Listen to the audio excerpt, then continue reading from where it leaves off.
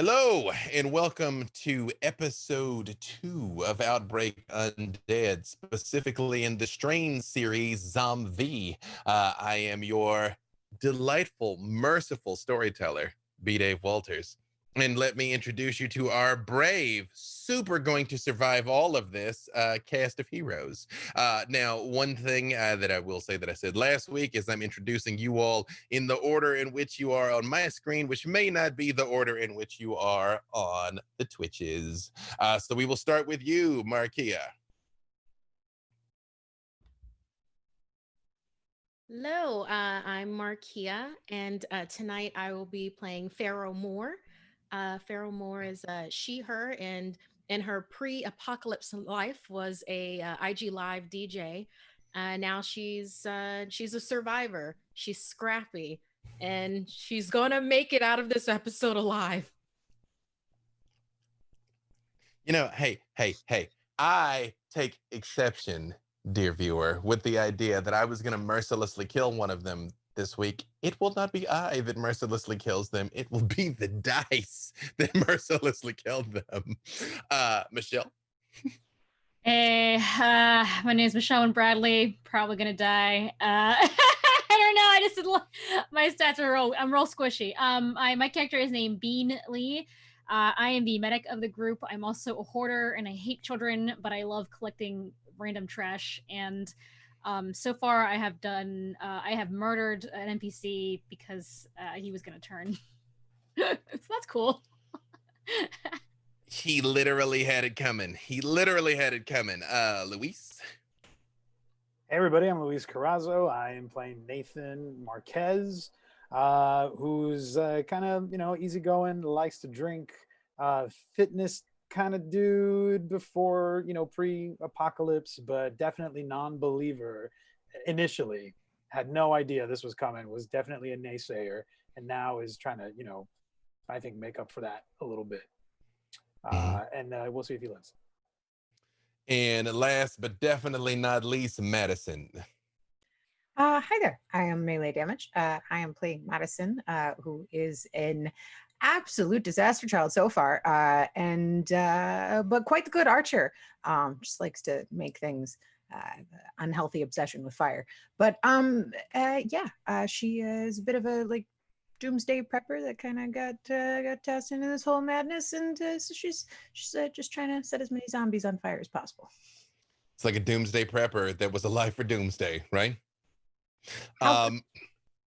Now, although this is episode 2, last week was our episode 0.5 in a manner of speaking, where we spent about the first half of the episode talking about the game, how it works, figuring out the characters, and the second half actually telling their story. Now, it wouldn't be me if I didn't completely ambush my unsuspecting cast with something terrible. So the thing now is, does anyone want to give the recap for what happened? Does anybody remember? Do I have a volunteer?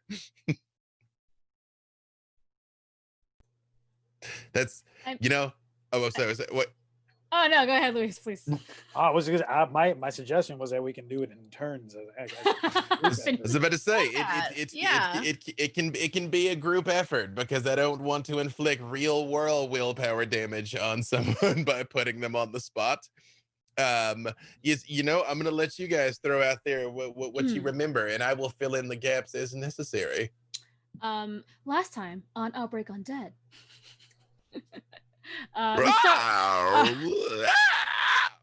our team started outside the walls of the box. That's it.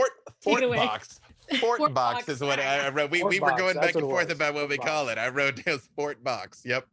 I know that we were sent out on a scavenging mission to get fuel, and we knocked that out of the park. We encountered some of the Ragers. Is that what we started calling them?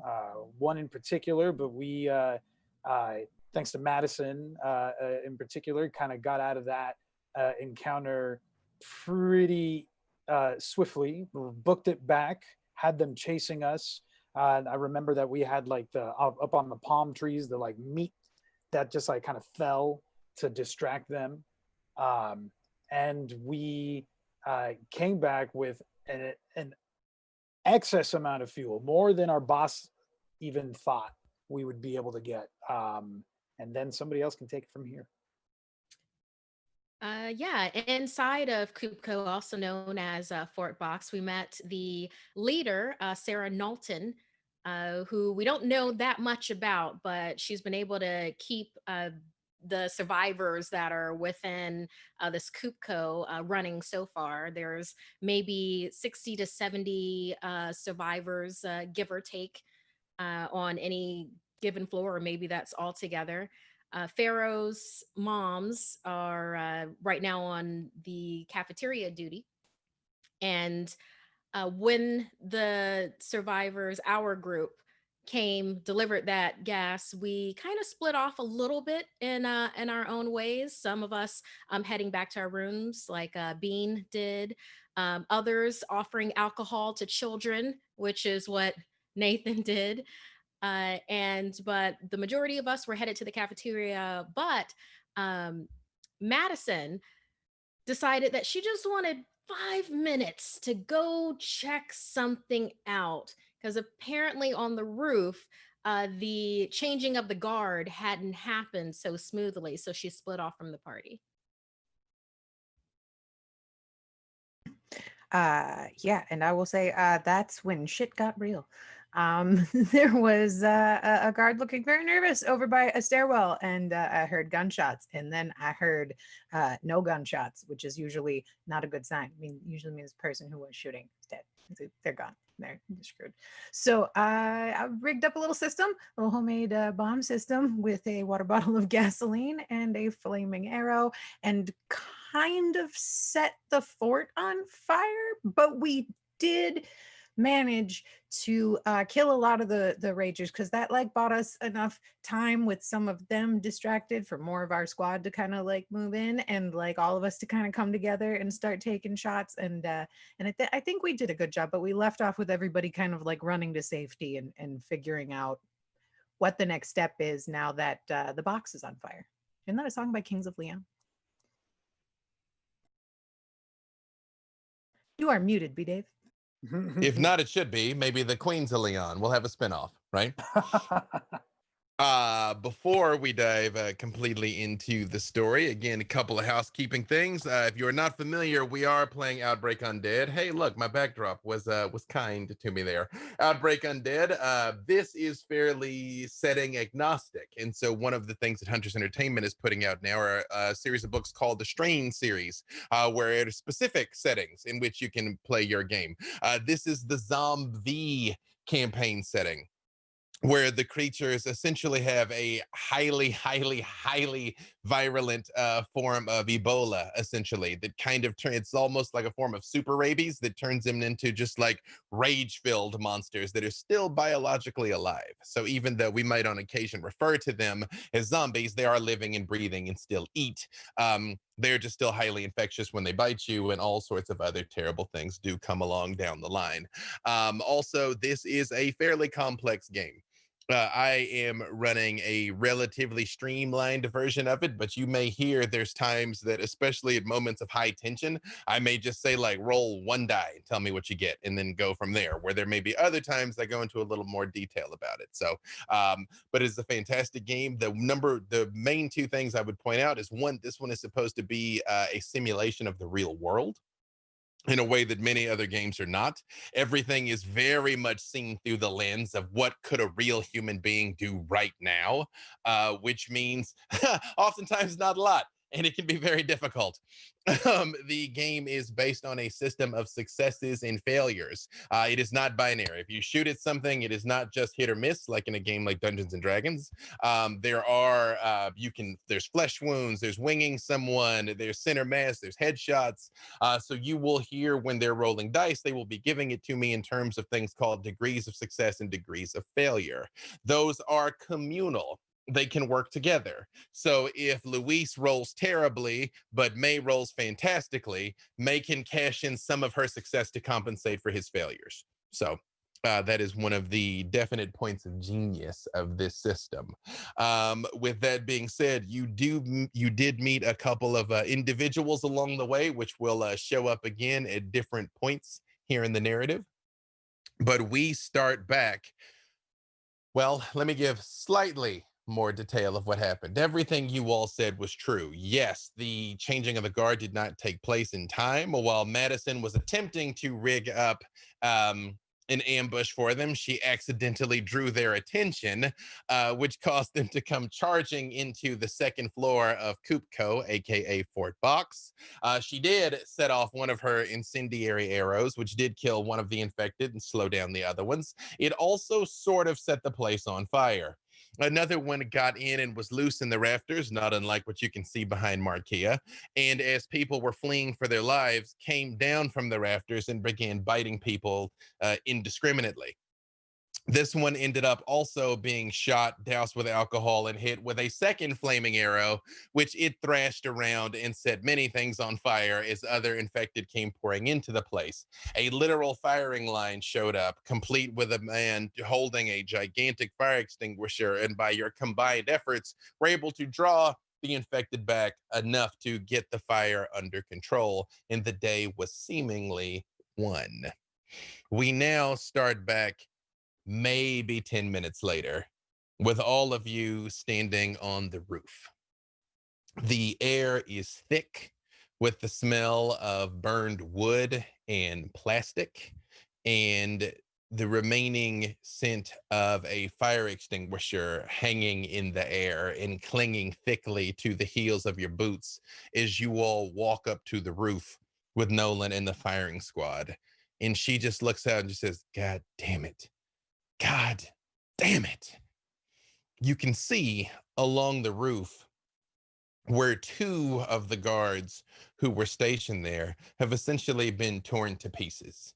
And the cache of rotten meat that was up there expressly to fling off the building to lure the infected away when they got too close has been ransacked and consumed. And Knowlton walks around with her shotgun and like points it at the head of one of the bodies and kicks it over. But this man is very dead. There's apparently not enough left of him to reanimate. And she looks at him and she goes, I don't know if this makes him the luckiest or the unluckiest fucker in this whole place. How did they get up here? Madison's gonna walk over to the edge and see if there's any kind of like breach or like what she can notice that looks suspicious. Give me a spot listen. And in this context, if you fail, I'm not going to be like, oh, you slip and fall, womp womp, you know? So I'll super do that later, just not in this context. All of you that are looking around can give me either spot listen or... Where's the spot listen listed at? It's near the top. It is one of the basic skills. Excellent. Thank you. Right-hand side under basic skills. You can give me search or spot listen, whichever is better for you, for any of you. I got a Also, 60. Oh, sorry. I was just going to say also for the OGs, this is my original Chateau character sheet. My boy, still alive. I got a 62 out of 43, so that's not great. We'll see what the total is before, but right now that'll put us at 2 degrees of failure, or is it 1? So I'm sorry, you rolled a what against a what? A 62 against a 43. Oh, okay, yeah, so that is actually only 1 degree of failure. It's not 2 full degrees, 1, okay? Bean, you were still just a med student, and you've seen cadavers. Even in the 6 months since this apocalypse hit, you've seen some terrible things, but never anything like this. And you are cursed more than all the others with knowing exactly what organ and piece of meat is hanging out, each bit of broken bone and sinew, and you were quite clear on just how much these guys lived through before they died. Oh, this is well, everyone died horribly. Just if you guys want to know the truth, it's not great. I'm good over here. I just kind of lean against the wall, kind of grossed out.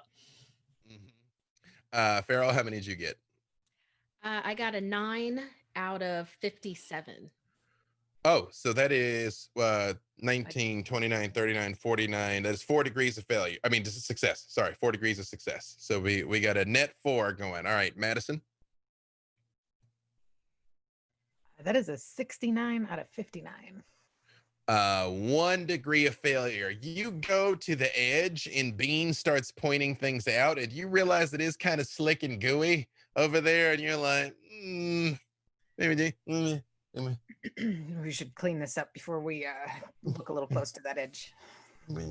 But we're still 3 net successes so far. How'd Nathan do? We are not. I rolled a 73 out of a 39.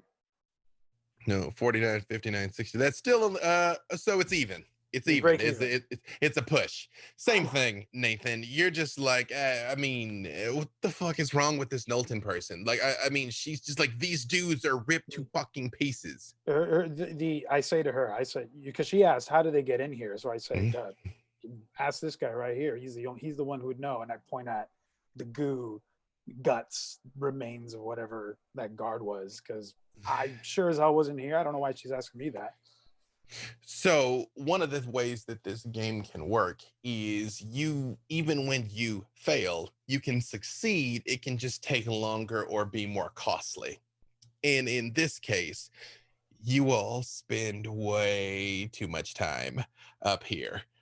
And as you look around, you sort of accidentally kneel down on occasion, and you're like, oh, come on. Like, these are the only jeans I got. Ugh.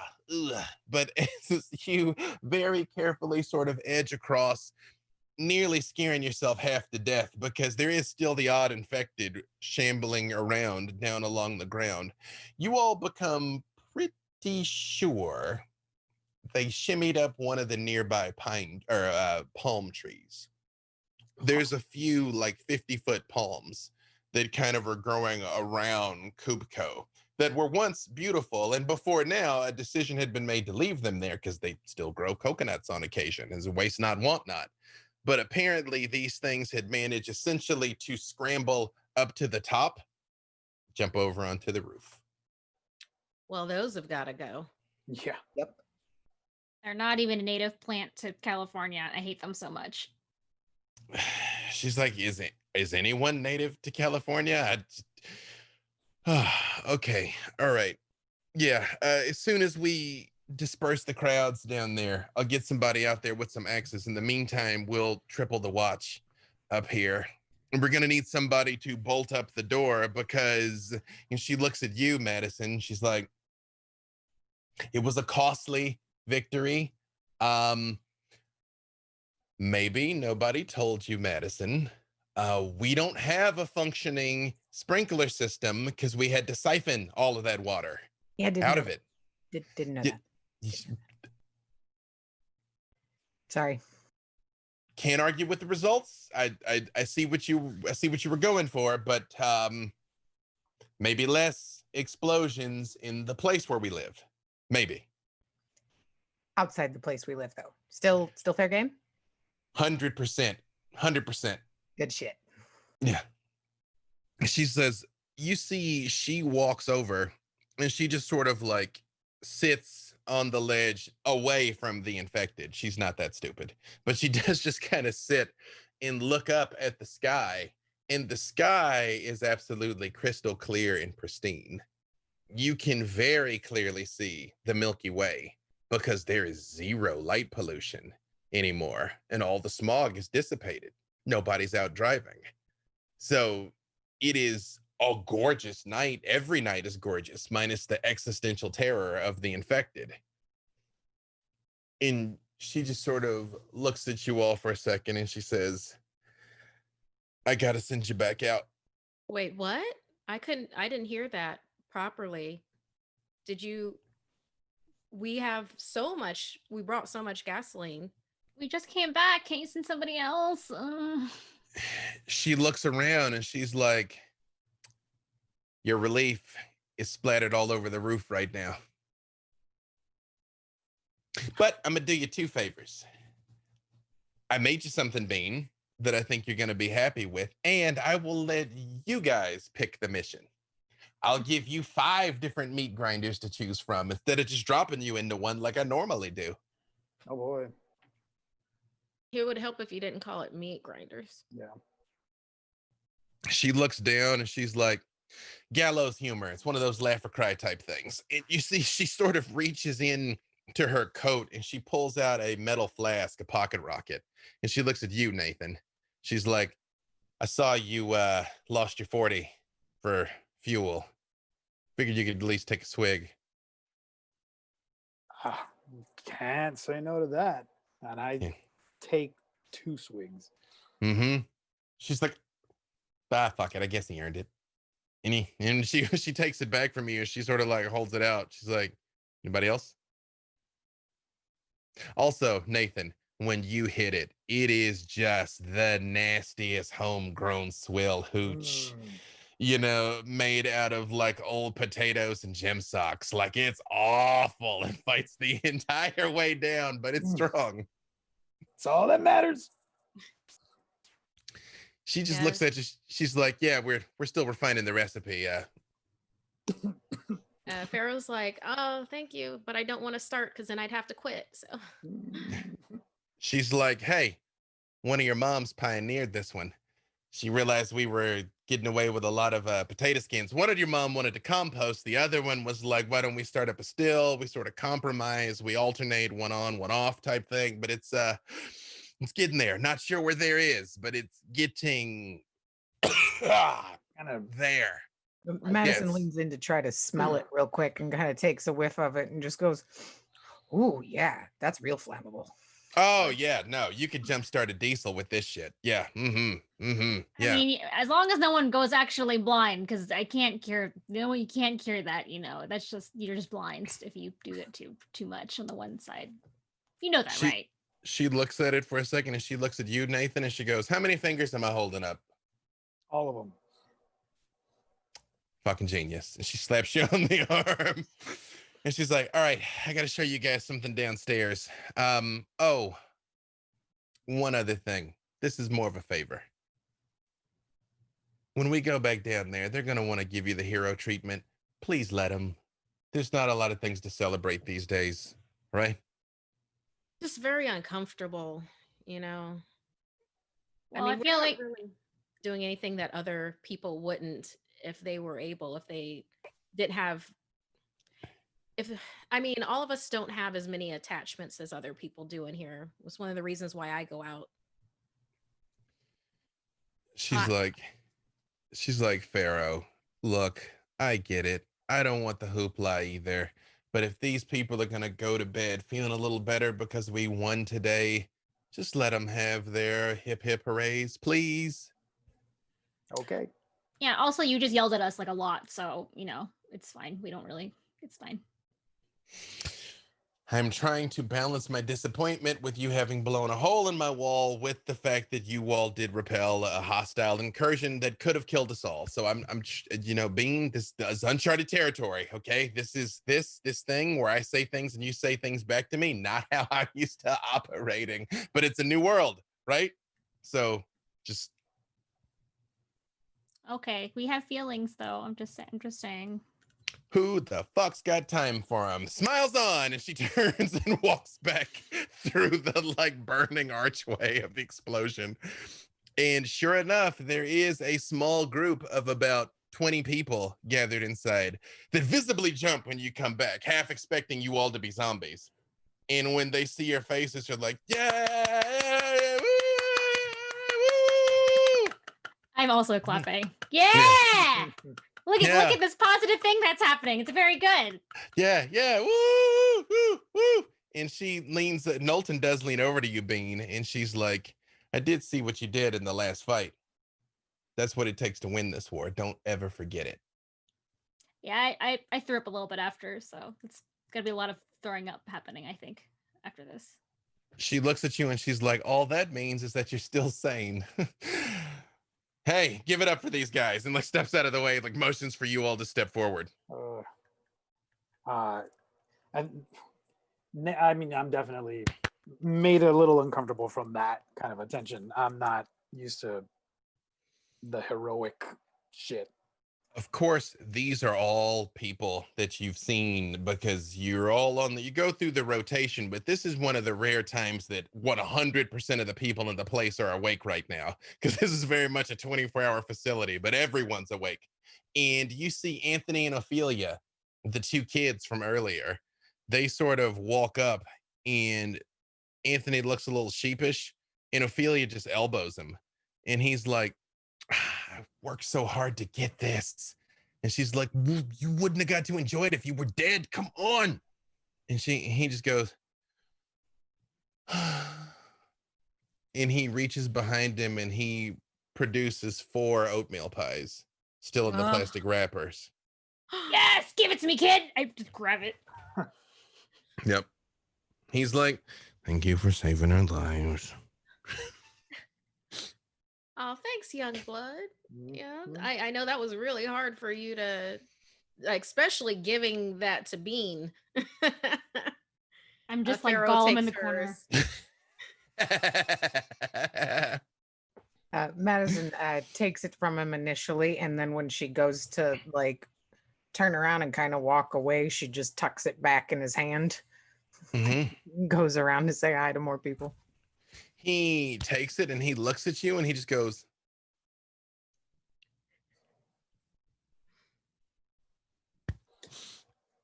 and just kind of like clutches it and like kind of like turns away and tries to play it down.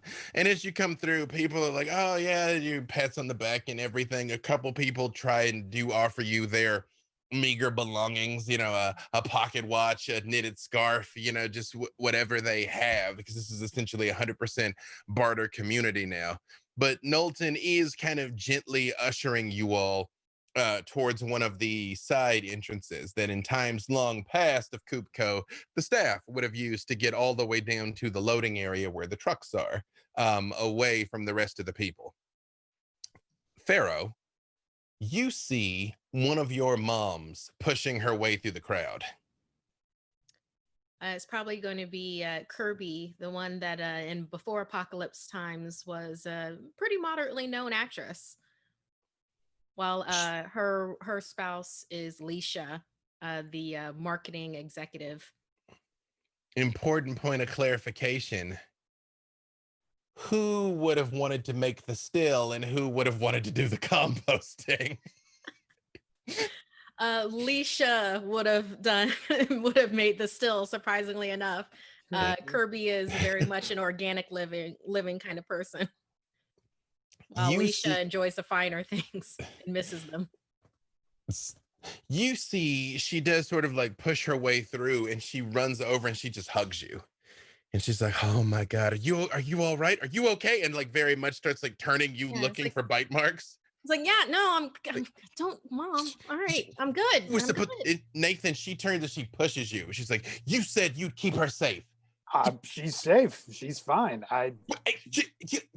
My baby was in the middle of a goddamn explosion. Your baby can take care of herself just fine. If anything, she's taking care of me. Well, who's gonna save you from me, Nathan? And you see, she very much just like square up on Nathan. Like, Mom, it's like, you can't do this. We've talked about this. No, you are a strong woman. You're strong and independent. You're all strong and independent. I still worry. Okay, I still worry. I still worry. Okay. All right. I did set a plate aside for you, though. I mean, you're going to eat before you get dragged off to whatever else Knowlton has planned for you here, aren't you? Yeah, of course. You know I'm going to eat. Of course. I mean, I was headed there before, everything. You see, she does sort of look both ways, and she kind of puts her hand into her apron, and she's like, come here, and she presses something into the palm of your hand. Okay. And yeah, Pharaoh takes it very, very chill, very chill wise. You roll it around in your hand and you realize it's 4 bullets. Wow, Mom. How did you? Got some deals, somebody extra helping at potatoes type thing. Maybe your mom has got a little something on the side going with them, and I just thought you could use those better than us. Thank you. Yeah, no, I'm definitely gonna. I really appreciate this. Thank you. I wish I had. Oh, I do have something for you. And maybe you can split it with Ma. And Pharaoh gives her the oatmeal pie. And when you hand it to her, she just sort of looks down at it for a second, and you very much hear Anthony go, "Hey!" And Ophelia just puts a hand over his mouth. She's, and she looks down at it and she's like, I will think of something I can make with this that everybody will at least get a taste of it. But thank You're you. really amazing at that, Mom. So yeah. Well, we always had to make do with what we had, right? We've been training for this our whole lives, haven't we? Oh yeah, we have. Knowlton That's steps true. forward and she's like, I don't mean to interrupt this delightful reunion, but I do need my rangers. And your mom's like, Sarah, this girl has not had any dinner yet. You just brought her in from one mission into just some other hellscape foolishness here. Well, Mom, I'll make sure to stop by after we know what we're doing. Let Ma know that I'll be stopping by. And you see, she does turn and she looks towards Bean, and she puts her hands on both sides of your head, Bean, and like turns and looks at you, and she's like, "Look at how sunken in this girl's eyes have become, and her cheeks. She's skin and bones now, Bean. Bean." And she leans in and she's like, "Bean, you cannot live on just candy. You know that, okay? You've got to eat some of your vegetables." I had a pie a second ago. It has oats in it. That's a vegetable, right? Because it grows out of the ground. Please stop squeezing me. You should just do whatever Madison does. Look at this, 6 months in, and she's still got this shiny hair. Like, I don't even know how you get this like luster going. Like, what are you even shampooing with? Zombie guts. I'm still mad at you, Nathan. But okay, just come see me before you guys go out again, please. And she does turn, and she's like, she stops and she turns back, and she just like leans in and kisses you on the head. She's like, "Good job, baby." And she turns and she leaves. Pharaoh looks over at Nathan like, zombie guts, dude. I mean, Yeah, it's true, but you don't have to say it. Knowlton looks over at Madison's hair and is like, "It is beautiful hair. I'd try it." And then she stops for a second and she's like, "It's not really zombie guts, is it? Like, I mean, I figured like it's obvious it's a joke, haha. But then I turn around and you got like a nick on your forehead and you fucking turn in here, and then it's my problem. It's not actually." you should smell it. It's the only way to tell. And she's just like knocks the door open and like starts going down the stairs. And she's while she's going, she's like, when I was in high school once, there was a dude that had cornrows, put mayonnaise on his head, got maggots in his scalp. Like I thought that was terrible. And she just the whole way down is just like recounting various parasite-based horror stories until she gets down to the bottom floor. And down here, it is almost completely dark because there's only the odd emergency floodlight, and they've turned off half of them to conserve power. And she, Madison will kind of hit her flint ring and kind of get a little spark going, like a little match. She's trying to carry around for a little light. It lights up a little bit, and she just looks at you and nods. And you see she pulls out her flashlight and she clicks it 3 times, and it clicks back twice. And she's like, "All right, we're all clear. Just stay close." And as she's walking, she's like, "So you guys remember there was all those cars that were left outside because who was coming back to drive them, right? Right. Yeah.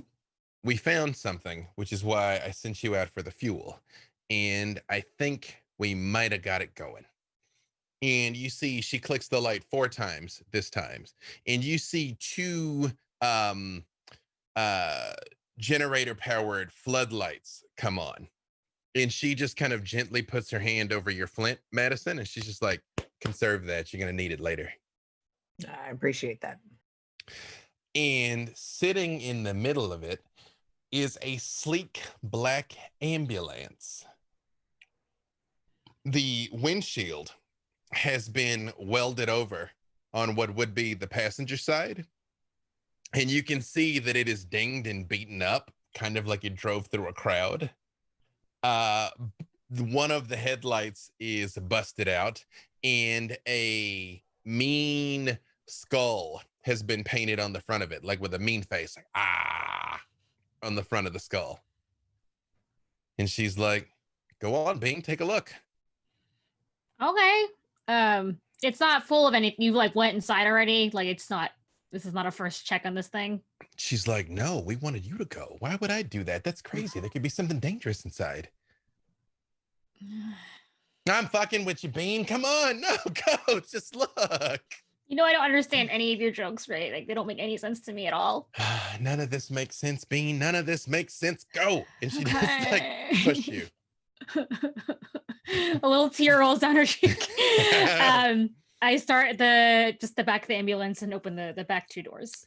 When you open it up, there is still a gurney inside that has been lowered all the way down. But Bean, this is a quasi-functioning like surgical suite. Like you could do things here. It has been oddly jerry-rigged with like pieces that have been salvaged and reclaimed. But this is actually more effective than just a normal ambulance would be. Madison would like to check the top of it for a rack of some sort and see if we've got something up there to like tie shit to and haul it around. There is. You do sort of hop up, but it is like a bizarre mixture between an ambulance and like a camper truck now. There also is like a skylight where you see somebody inside can open it up and pop out and like pow, if they had to. And on the inside, where when you look in where the glass has been armored, is a CB radio setup and a very small row of shotgun shells and just a couple of bullets. I'd say about, hold on, we'll let fate decide how many bullets. Ooh, 8 bullets and 6 shotgun shells are kind of in a row up there. There's also a little bit of water and like a little bit of like granola bars and things in it. And she's like, thanks to you guys, we can power this thing now, which might make ranging a little easier when you have to go out on your next mission. Yeah. Speaking of which, what do you have cooking for us? She kind of goes over and she just sort of like sits on the back of the ambulance. And she's like, we got a few things that are bearing down on us now, as I'm sure you know. Recent events have made me very clear on the fact that apparently we have a water problem here, that not only do we have 70 odd people drinking seemingly their body weight every day, but without a fire suppression system, we're in trouble. We got to find some water. I got some ideas, but this is LA. We can't wait for it to rain. That's one problem. Is there a map in this ambulance? There are. They're like the old city road maps. Right, because of course GPS is used. Well, actually, GPS still functions if you can get if you can find a way to charge a device, because the satellites are still in the sky. But a lot of the terrestrial infrastructure is not working anymore. You need basically satellite GPS, otherwise it's not working. But yes, there are old time street maps in it. What do I see? What do I see is the closest like body of water to us? Like, what is it and how far away is it? She, as you unfold it, she leans over and she points at a dot that isn't terribly far away in not Glendale, California. Right on the side of the freeway near Forest Lawn Cemetery. What most of you that are locals would know is there was massive construction taking place along the freeway in the before times. What most people don't know is not only was that to build a new reservoir, it actually had started pumping water even before it was finished. So it is the best chance to find some water is in there, actually. And it's only probably 5, maybe 10 miles away from where you are. I'll look up and I'll point it out to everybody, and I'll say it's about 5 to 10 miles away. But here's the thing: once we get there, we have to make sure that it's not overrun with something, and then also, if it is, when we kill those things, not to contaminate the water itself. And then we have to figure out how to get it to trail back here. She's like, you're right. You're right about all of it. The only easy day was yesterday. But there's a couple of options you got here. And she kind of folds the map open. She's like, obviously, water. We need water to live. She points at a dot that is not terribly far away, that is north up in the hills. She's like, Hollywood Bowl. When all the shit hit the fan, a bunch of people went there and tucked in to try and write all this out. There might still be survivors up there. There might also just be a couple hundred infected. I don't know. I wanted to send somebody to take a look. Madison, I know you were from the mountainy area, but so far we haven't been able to spare the bodies. Yeah. Well, that sounds like an absolute nightmare. It does, but wait, there's more. She points probably 15 miles away. And she's like, Van Nuys Airport. There might still be functioning aircraft.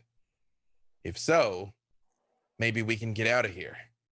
I heard tell that Hawaii hadn't fallen before the radio signals all conked out. Maybe this shit didn't get across the ocean. I don't know. I also heard some people that went up north to Alaska to try and write it out.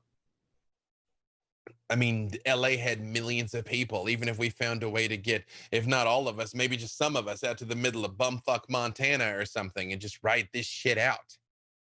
Maybe there's a way out. But if we don't go by air, maybe by sea. And she points way over to the west. Santa Monica. The pier, there's piers, there's boats. I feel like cruise ships are probably death traps, but maybe there's like a tanker or some shit that was moored off the coast. Same thing. If we can find a way out of here, maybe we can just live on the high seas, live off fish. I don't know. Those guys live for months at a time out there. Santa Monica is about the same distance as Malibu. Has anybody maybe checked up there for the odd private yacht that might have, like, you know, had maybe 1 or 2 people on it, that if they fell, that we could make them fall further off the side of the boat and then take it? Now you're thinking. Although I would rather not murder people for their boat if we can avoid it. But yes, if they're already dead, I mean, hey. only if they're sick, only if they're Right. lost. Yes. Only if the choice is, you know, the flambe or boat, like, you know, and then I will try not to set the boat on fire. Last. And this is the highest risk, but possibly the highest reward. Right here in North Hollywood. Train terminal. I suspect there might be some infected underground, but as we've seen, they like it at night, but they still act in the daytime. If we could find a way to get safely around the city in large numbers, then we're not trapped here inside a Fort Box. Maybe we could go anywhere. Who knows? I mean, maybe the garrison at West Hollywood has totally secured the place. Or maybe there might be a time that we have to run for our lives because somebody gets inside and we have to flee this place and we can't fight them off. It would be nice to know that we had a secure exit strategy. So there you go. Hey, I said I was going to do you a favor and I was going to let you decide what you wanted to do. Water, survivors, plane, boat, train. Planes, trains, and automobiles, right? And she takes that flask out and like hits it again and just goes like,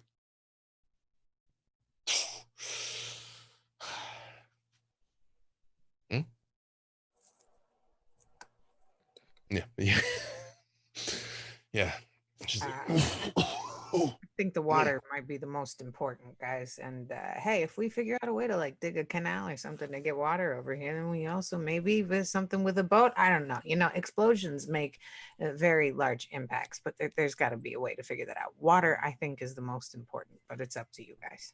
The only thing I'm thinking of though is like how in the world would we get that water back to here? I mean, look at how easily they got into the roof. If it's the Right. roof today, it's going to be something else tomorrow or the day after that. Maybe it's better for us to try to go for the boats and get everybody out of here.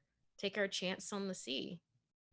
I do feel like, logically that we are in a populated area, so we are definitely surrounded by these the ragers. They're everywhere, and it's just, like Pharaoh said, a matter of time. I agree with you.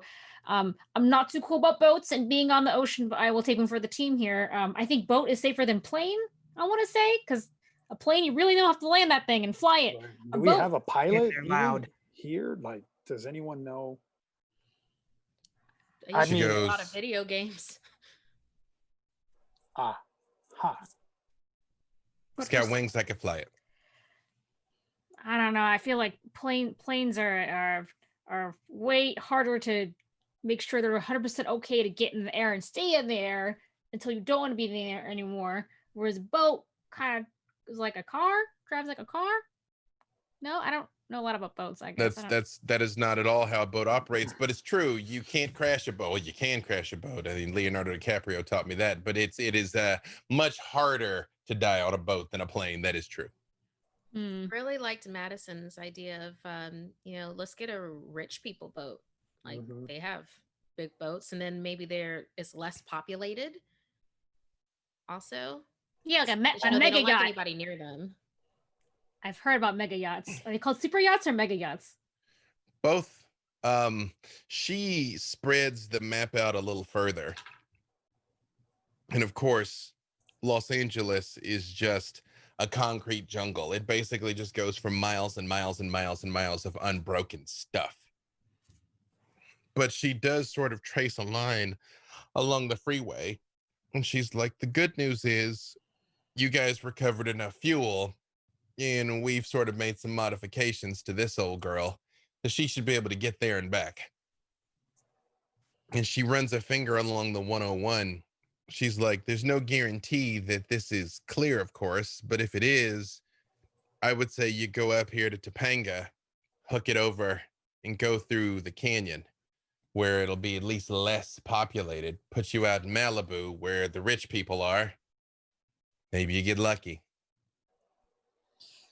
Well, that's the thing, is that it requires some luck. One definite thing, man, we know there's a train underground. We don't know if it's working. We don't know what's down there. We know there's water there, but we don't know how to get it back here. We believe there's people, but I don't know. I think adding more people for sure. It seemed like nobody brought that up. That seems like a definite no. Sorry, survivors, fend for yourself until we can take care of ourselves.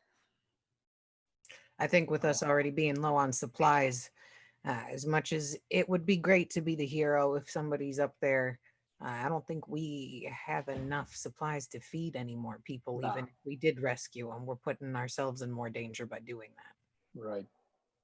She's like, you're not wrong. And chances are they're probably dead. But you all got to remember something. Saving people isn't just about altruism. It's about preventing the next wave of zombies that we're just going to have to kill later. Unless we get out of here, then we don't got to deal with any of them at all. True. It's true. I mean, hey, they haven't sent anybody to try and extract us from here, so Right. fuck I them. say plane or boat. Let's get the fuck out of here.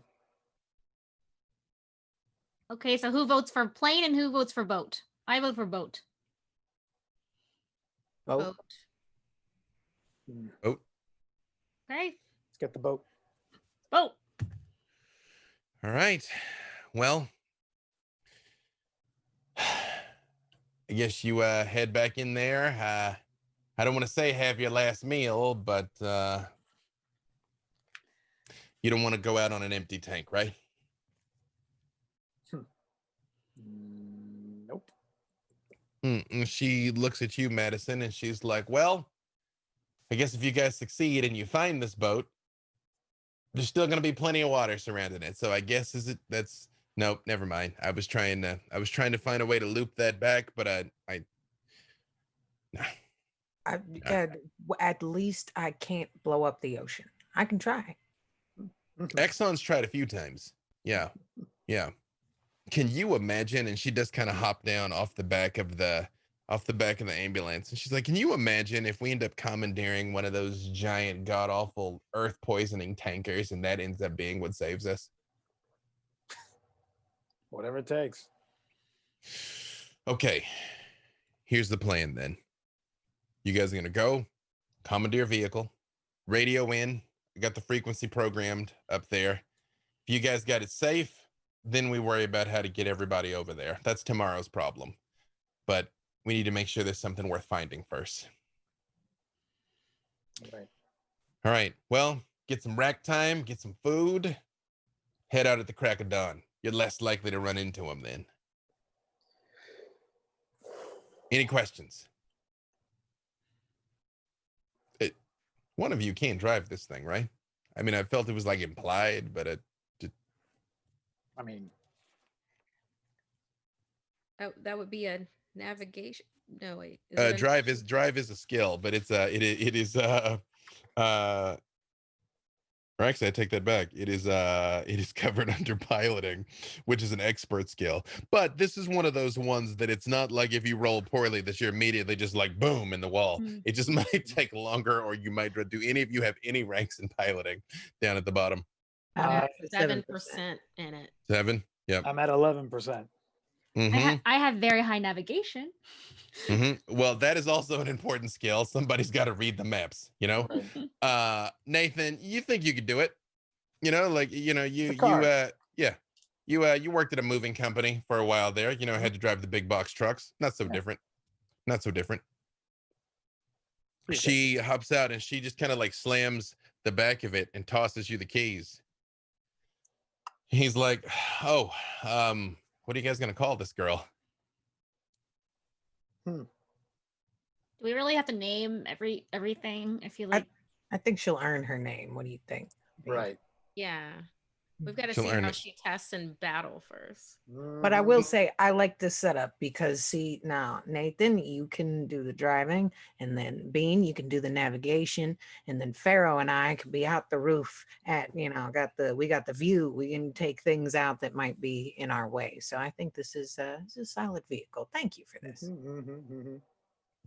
She's like, "You've earned it. We literally couldn't do it without you."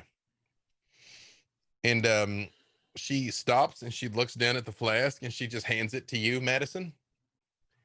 She's like, "That's gonna get you maybe one fire, but it should be a good one." Oh, you didn't want me to drink it? Good, because I was like dreading. So thank you. Oh, I No, didn't want to insult you, but I just I'd much rather set it on fire than drink it. I realize what it is. Yeah.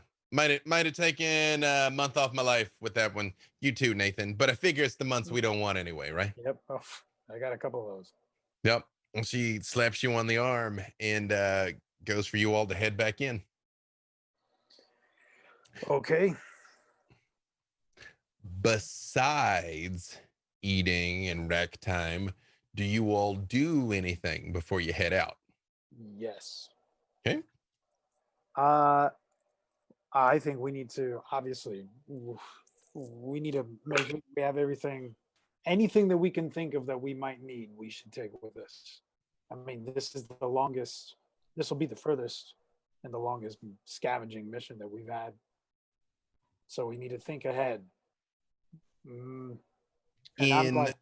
the best of times, this would have been a hour and a half drive when things were good.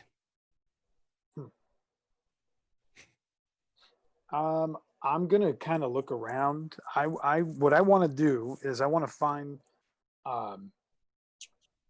like a makeshift do-it-yourself like shield, because now that we know that these things, we need splatter guards, and if that's like face masks or like a shield or something because we're gonna hit these things, and even with your attacks from afar, their guts jump out more than I'm comfortable with.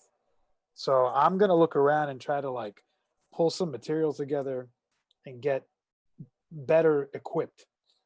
You, Madison, I don't think the others saw this. You, Madison, saw one of them intentionally try and vomit blood on you. I don't think the others had arrived when that happened. Oh, yes, she will. If no one saw that, she would have passed that along, I believe. At least while we were walking at some point, Mhm. she would have looked at the others and been like, I feel like that was intentional. I mean, I know, like, maybe it's just me, maybe I'm paranoid, but I kind of feel like he wanted it. Yeah. It So- did what now? It was premeditated. I mean, Premeditated first they're barking. running away, and now they're trying to infect us. Mhm. Well, this is new and bad. New and bad is everything, I guess. That would be an excellent name for the title of this episode. Everything is new and bad, I guess. Well, as much as I hate to dig into my stashes, I mean, if we would need some kind of face covering thing, I've got a ton of soda bottles. I can just kind of, make a little shield. All of you, give me a barter check. Barter is one of your trained skills. That is down in the left-hand side under your trained skills. Yep. This is another one of those things that should you fail, it doesn't necessarily mean you don't get what you want. It just may take longer. You might get a bad deal, or it just may not be available pending what you want. Is that 37 out of 36 for me? All right. 1 degree. Just lay it right in there. Mhm. Yeah. You're like, lay poker face. You're like, okay. All right. So 1 degree of success there. How many for that, Nathan? I know that face. How many? I got a 59 out of where's my barter? Second 59 column. 59 out of 32. So what is that? 2 degrees of failure. All right. So we're a net of one fail now. All right. Pharaoh. I got 36 out of 31. So that is less than 10%. So that's not even a degree of failure. That's a push, basically. I'm just kind of like, It's gonna come down to you, Bean. I got 7 out of 40. Heck yeah. Oh, hey, 17, 27, 30. So 3. So a net 4 degrees of success. Bean. You see as they walk up and Madison is sort of like, like the first one to talk loses type thing. You see Nathan is sort of becoming overly fixated on this like car door that he could use as a shield. In the same thing, Pharaoh reach into her pocket and pull out a handful of bullets that is way too much. One thing you know how to do is acquire goods at a fair price. Bean. You can't be a hoarder without knowing how to haggle. So I know with 4 degrees of success, I will say you are able to acquire 4 items. For your splash guard, Nathan, there is physically a car door that has been modified. It's kind of unwieldy, but you can kind of swing it around and still have a hand free for your baseball bat. So you have essentially acquired your shield. Heck yes. What other 3 things would you guys try and acquire? Or maybe one big thing? Well, with Nathan saying that, now I'm like, I want something to protect my face. So maybe like just one of those medical face shields, or like nail technicians have them now. So it's just it's like a visor. I would say you would be able to get a splash guard. You'd be able to get 4, 1 for each of you, except it won't provide any armor protection whatsoever. It is basically kind of like flimsy plastic, but it will keep the blood and goo out of your face and out of your eyes. Yep. Okay. Excellent. Anything else? I don't know, like if my character comes equipped with anything, because I didn't really we didn't really talk about like what our gear is. I mean, on my character sheet it says like I've got It like, does. You like got little gear stuff. written down at the bottom. Okay. So I already have like medical supplies, whatever that means, first aid kit. So is that enough? Is that enough for the four of us for a major catastrophe, or like what? You know what I mean? They also had outfitted the ambulance with most things that you can reasonably expect. You couldn't do a heart transplant back there. The way this works on a practical level is what you have is essentially a large medical kit. When you use it, we will roll to see essentially if you exhaust it, just like you theoretically exhaust bullets. So you basically have a personal stash, and then the ambulance has stuff. And do we need to be worried about food and water? Is it something else we roll for, or that we have? Same thing. It is stocked with the basics for what you're going to do. Like, you guys couldn't live for a week, but I mean, again, it's kind of water and granola bars. Is there a gas mask available anywhere? I would say if you get the gas mask, that would take up your remaining successes, and there would be one. So that's a higher quality item, I see. Yeah. I can't think of anything else.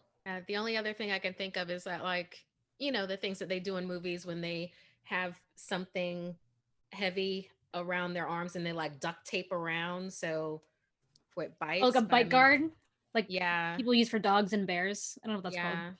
That's think like we might literally the only thing I can think of. We might be able to make those, guys. Yeah. There's enough furniture around here that in reality, if we bust apart a couple of these shelves and some like chair legs and chair arms, we might be able to just tie them up ourselves for a little bit of padding and armor and not Or have like to trade for those. Coopco family magazines that should be in a stack near the front. Yeah. So hang on. What will be involved in making some stuff? We'll come back to in a second. But are there any other items you expressly want to try and trade for? I mean, I think if you guys are for the gas mask, it would help us to at least have it on board. And then if someone has to spacewalk for any reason, that's who gets it. yeah, I think I'm trying to think of a situation where a gas mask. I mean, if we, because we don't. I mean, from playing like a game that I won't mention, I think that gas masks are important for like spores, but I don't think these guys have that, right? The way the infection works, it's all liquid and touch. Oh, we don't know. Okay, great. And its full face is the other Yeah. thing most of them usually are. So your whole face is covered with an actual like seal that's right there that'll keep anything from running into your eyes. Oh, but we have the face shields. Each of us have one. true. Do we each have one? Yeah. Yeah, there's 4. The flimsy But ones. it is not. but It's it's not flimsy, armored. yeah, It right. is It's not just a splash guard. But if you get gassed or something, that would not help you. Mask would Right. be handy. I mean, also there are other humans out there, and who knows what kind of weapons the other humans might deploy. So it is not unheard of to take a gas mask. right. Going into areas of buildings that people might not be in anymore. Things don't run the way they are. Gas leaks happen. Yeah. Sure, let's get it. If you feel if Madison wants this, I'm for it because I can't think of I anything have else enough either. medical supplies to keep us kosher, but I'm not good enough fight. So whatever you guys need to help you guys Let's stay tough. do that then for sure. I'd rather have it and not need it than need it and not have it. So I rolled, and I literally gave you a 50-50 chance for something, and I rolled 50 exactly. So I'm going to nod it in your favor. The gas mask that they bring is actually part of a firefighter's kit. So yes, it's got the gas mask, but it's got a limited oxygen supply. You're not sure how much, and it's one of those things like they didn't want to test it and use it up. But there's at least a limited supply that will go with it. So it's kind of a mask with the hose to a small tank. All right, let's take that. Because you all are heroes, you essentially get some pretty good deals. Basically, you do have to barter away like some of your snacks, like an extra pair of boots type thing. Like the world's got to keep turning, but everybody kind of knows that you all are going out to try and find a way to save them all. So nobody really tries to like rake you over the coals for your Madison would also like negotiations. to trade someone for some rope at some point as well, if that is possible. Yeah, you can get access to rope. I would say rope is one of those things that they probably have already stockpiled in the ambulance. And within reason, I really, because we don't necessarily want you to have to think of every single little like camping accoutrement you would have brought along. I would say reasonable things are probably in there. You know, like a a fire axe. You know, a small fire extinguisher. You know, like a couple sleeping bags, like that kind of stuff. In there. I think a way to, chop up debris or move debris in case it's blocking us would be good. I would say chainsaw, but that makes noise, and I don't know if that would be the best. So there is again there's a fire axe, and there is like a winch on the front of the ambulance also. All right. That you could use in a pinch. Winches and pinches. I'm gonna go to my room and just fill the excess space in my backpack with various trash that I like need to have on me. If I'm too far away from it for too long, I feel like all messed up. So I grab like a bunch of like empty chip bags and put them in, some empty water bottles, just like the covers of some magazines that I folded into like little squares, and then just kind of do that real quick. You portable hoard, no problem. It makes me feel good.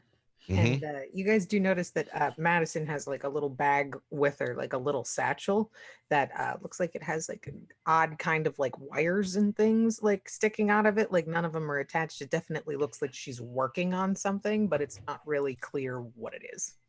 I know we heard what Nathan and Bean's personal areas look like, your minor apartments. Did we hear what Madison and Pharaoh's living spaces? I don't think we did. So what does Madison's living space look like? Again, you all as rangers have been granted the kingly amount of 600 square feet to make your own. So what does Madison's place look like? I have every Christmas light in Coopco in this area. There's a lot of that. There's a lot of twinkle lights, and twinkle curtains, and odd scraps of different like electronics that I have taken apart and like salvaged pieces and cords and stuff from, but still have not gotten rid of the rest of the corpses of the rest of the machines. And there is there's just a lot of that. She tinkers a lot. But other than that, it's fairly clean, other than the shrapnel.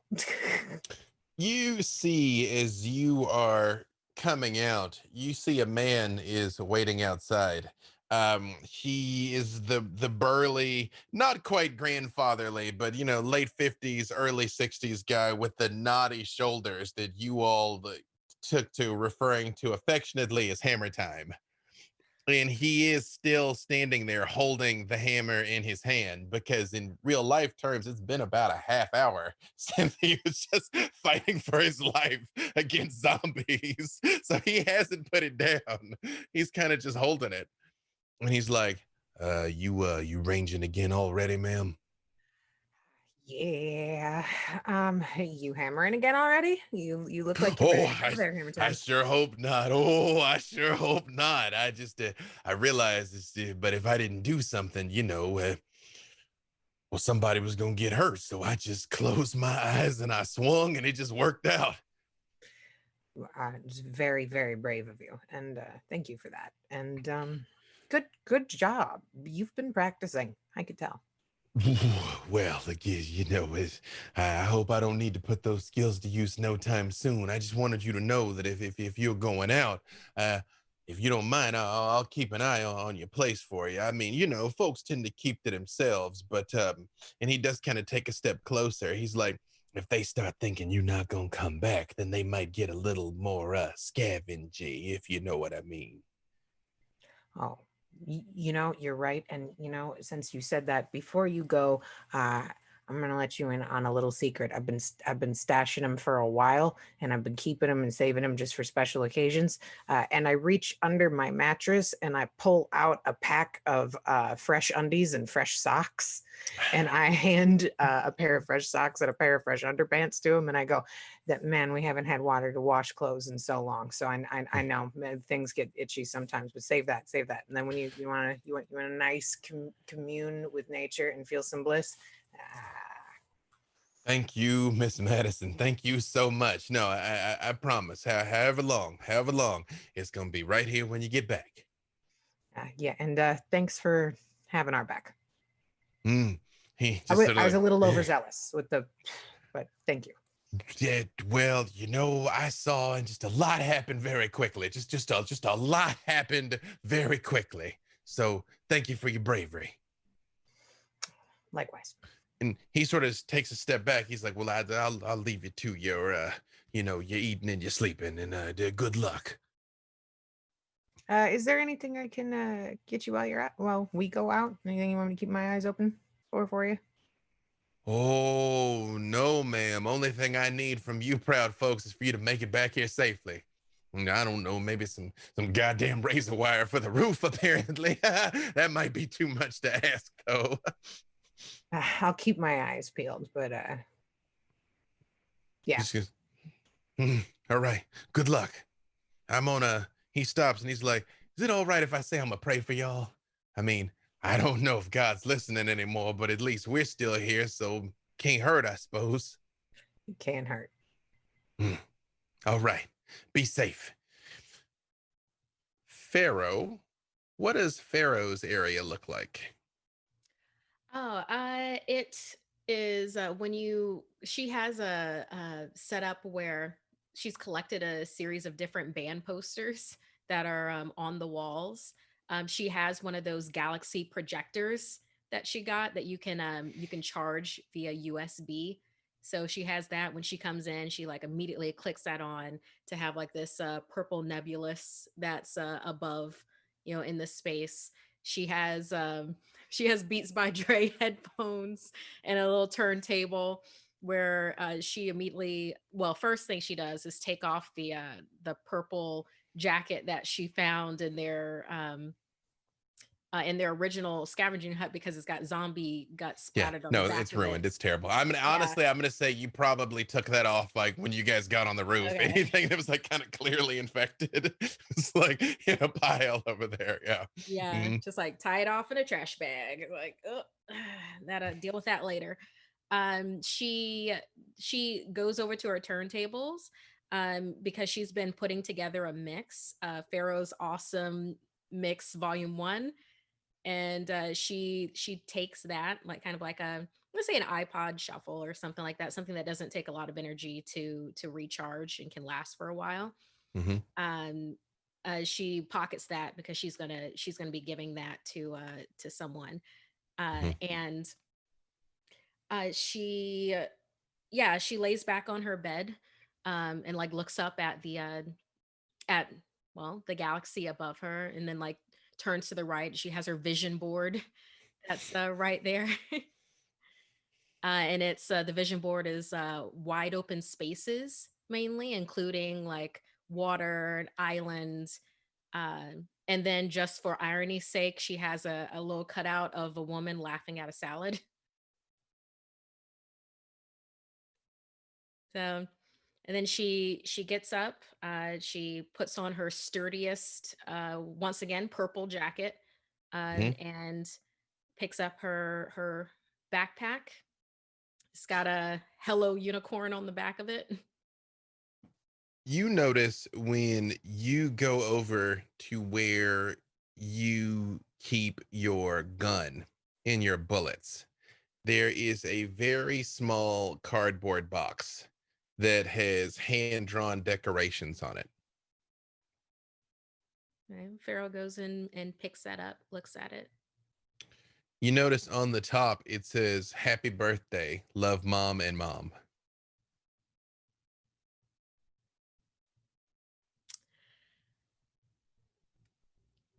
Pharaoh takes a second where she she realizes that she had forgotten her own birthday. But of course they didn't. And she opens the box. It is a very small solar USB charger. Like it's like a little like 4-panel thing that connects to a USB cable. So any USB device can be charged if you leave it out in the sun. Pharaoh is so incredibly touched with this. Like, oh my gosh. She takes it and she goes to her pillow and pulls out her phone that's been like underneath her pillow because it's been dead for like a while. And if it's charged, she's going to put her phone in, obviously put it on airplane mode because there's no one to call. So, but yeah, she starts charging her phone and she like, because wow. Yep. It does come up enough that you, right when it lights up, you'd forgotten there is a picture that you took there at Big Boxtopia, where you see in the background the raffle that is commencing. And you were in the process of saying something about like, this is so stupid, fuck this quarantine. And the post just stops mid-sentence. Because, right after that, truck came crashing through the front doors.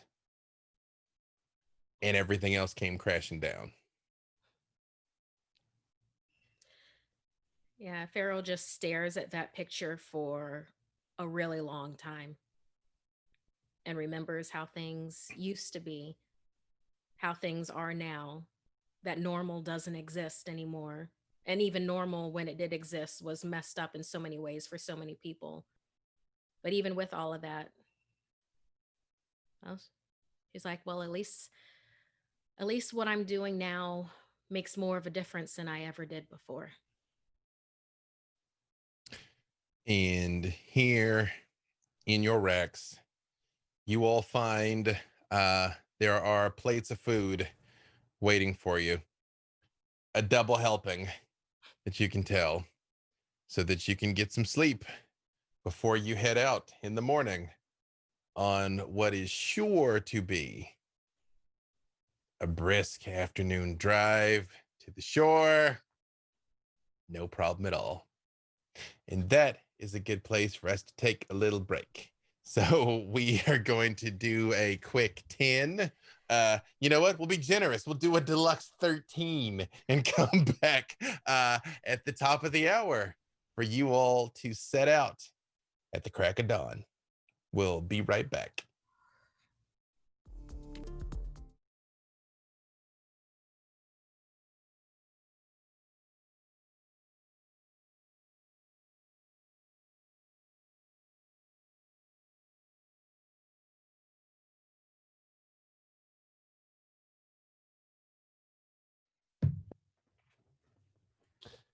Dawn, a new day. The fort box is a little more quiet than it usually is because, again, the commotion woke everyone up. And once the adrenaline dump kicked in and all of the stress of cleaning everything up and hastily trying to fashion some sort of door that would still allow the morning guard rotation to come and go was done, people kind of crashed fairly hard. And while you guys got a lot of fanfare when it was time to, when we came back in and everybody was cheering and all the hoopla was going on, this time, each of you is kind of just awakened one by one from Knowlton's boot kicking your foot in the bed. And as you make your way down to the waiting ambulance, most of your common personal effects have already been loaded inside for you. Your backpack, your bedroll, your gun, your badge, your new car door. All of your standard accoutrements are already loaded inside. And she looks at you all and she said, there's actually only one more choice that you've got to make. You're going to try and take the freeway. You can try and go through the city.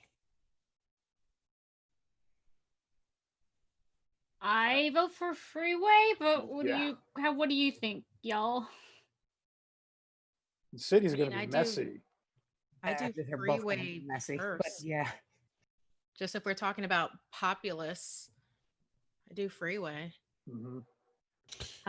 Before we head out, though, Pharaoh is looking around for Anthony, who gave him the cream pies. You find him and his sister Ophelia crashed out on two couches that are pushed close to each other. You realize their mom has the morning duty rotation up on the roof, but the two of them are completely sacked out, laid side by side. Pharaoh very carefully puts the iPad, the iPod that has Pharaoh's awesome mixes volume 1, and just kind of like slips that into his pocket. Give me just a straight roll, no particular skill. Let's say, well, 50-50. If it's under 50, you do it without waking him. If it's over 50, you might. So just percentage die or yeah. Percentile. Let this be the one high roll for the rest of the game, please. Where you're like, I got a 30. You got 30%. 30. Yeah, you slide it in, and he sort of like grumbles slightly, and you kind of hear him say like, "No, Ophelia, you run, we'll be okay, And does just sort of like tucking a little closer to his sister and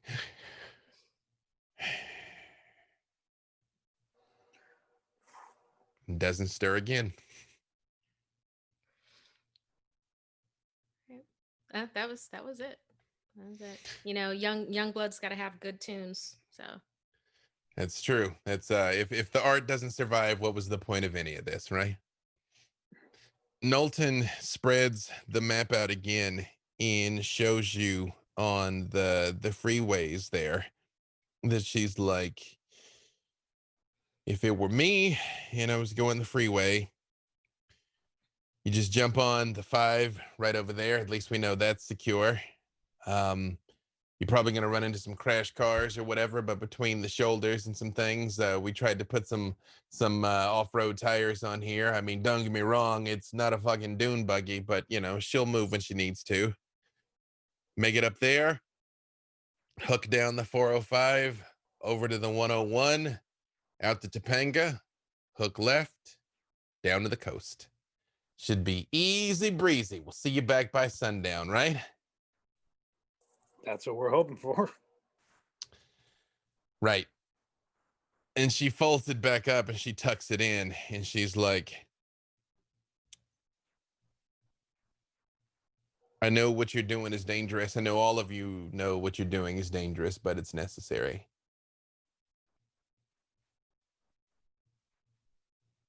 Only other thing I have to say is good luck and don't fuck it up. All right. In right before this, she's like, Madison, could I have a word with you? I will not blow up the ambulance, I promise. She's like, actually. And she leans down and she shines a flashlight underneath. And you realize there is a small explosive charge connected to the gas tank. Oh. She's like, in the wrong hands, this is bad for us. So if it comes to that. You got it.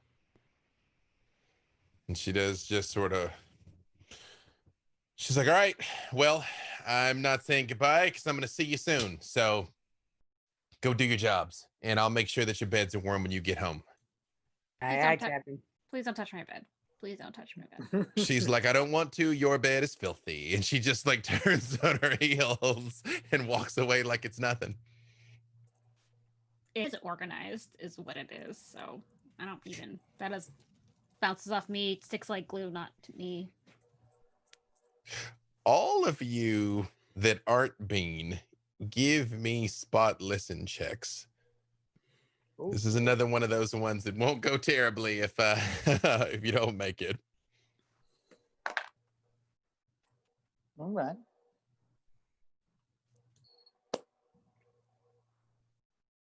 What you got, Nathan?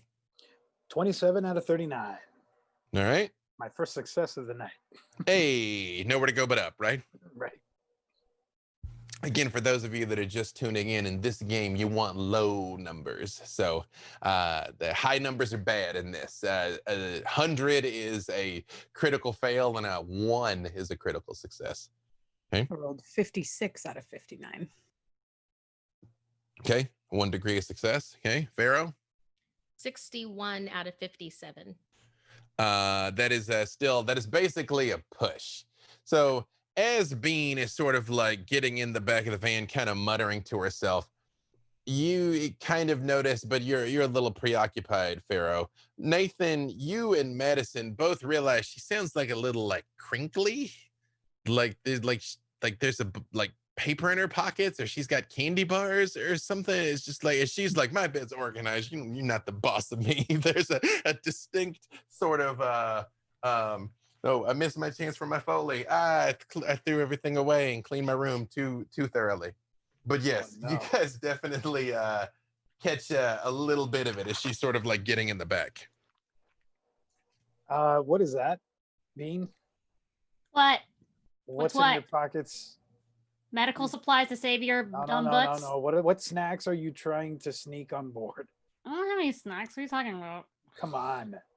How dare! First of all, how dare you?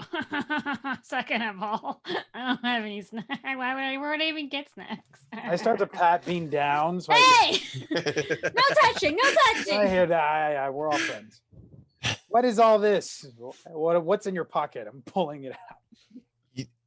As being described earlier, it is very neatly folded, some just like plastic wrappers, some of which have been folded into like little origami stars and stuff. Some are just chocolate wrappers that have just kind of been folded over where she could keep them organized.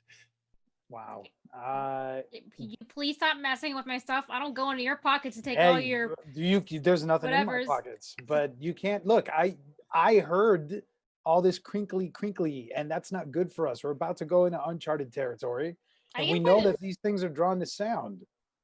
I can put it in the van. Put it somewhere where it's not going to make noise when we're out walking about. Okay, I'll do? Yeah, I'll do that for sure. Can I? I would say, Bean, you notice in the back of the van, like one of the things that's been added is, those like wheeling mechanics racks, like the tool chests.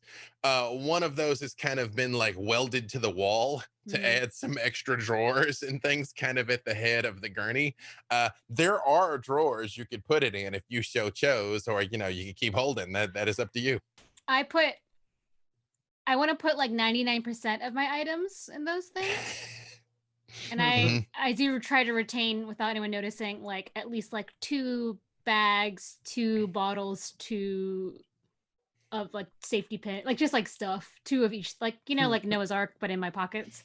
I feel like the important question here is, does Bean put any of them on the dashboard, like little ornaments? No, they're going in they're like in the little drawer and little compartments. Bean's drawer. This is my drawer. Don't touch it, please.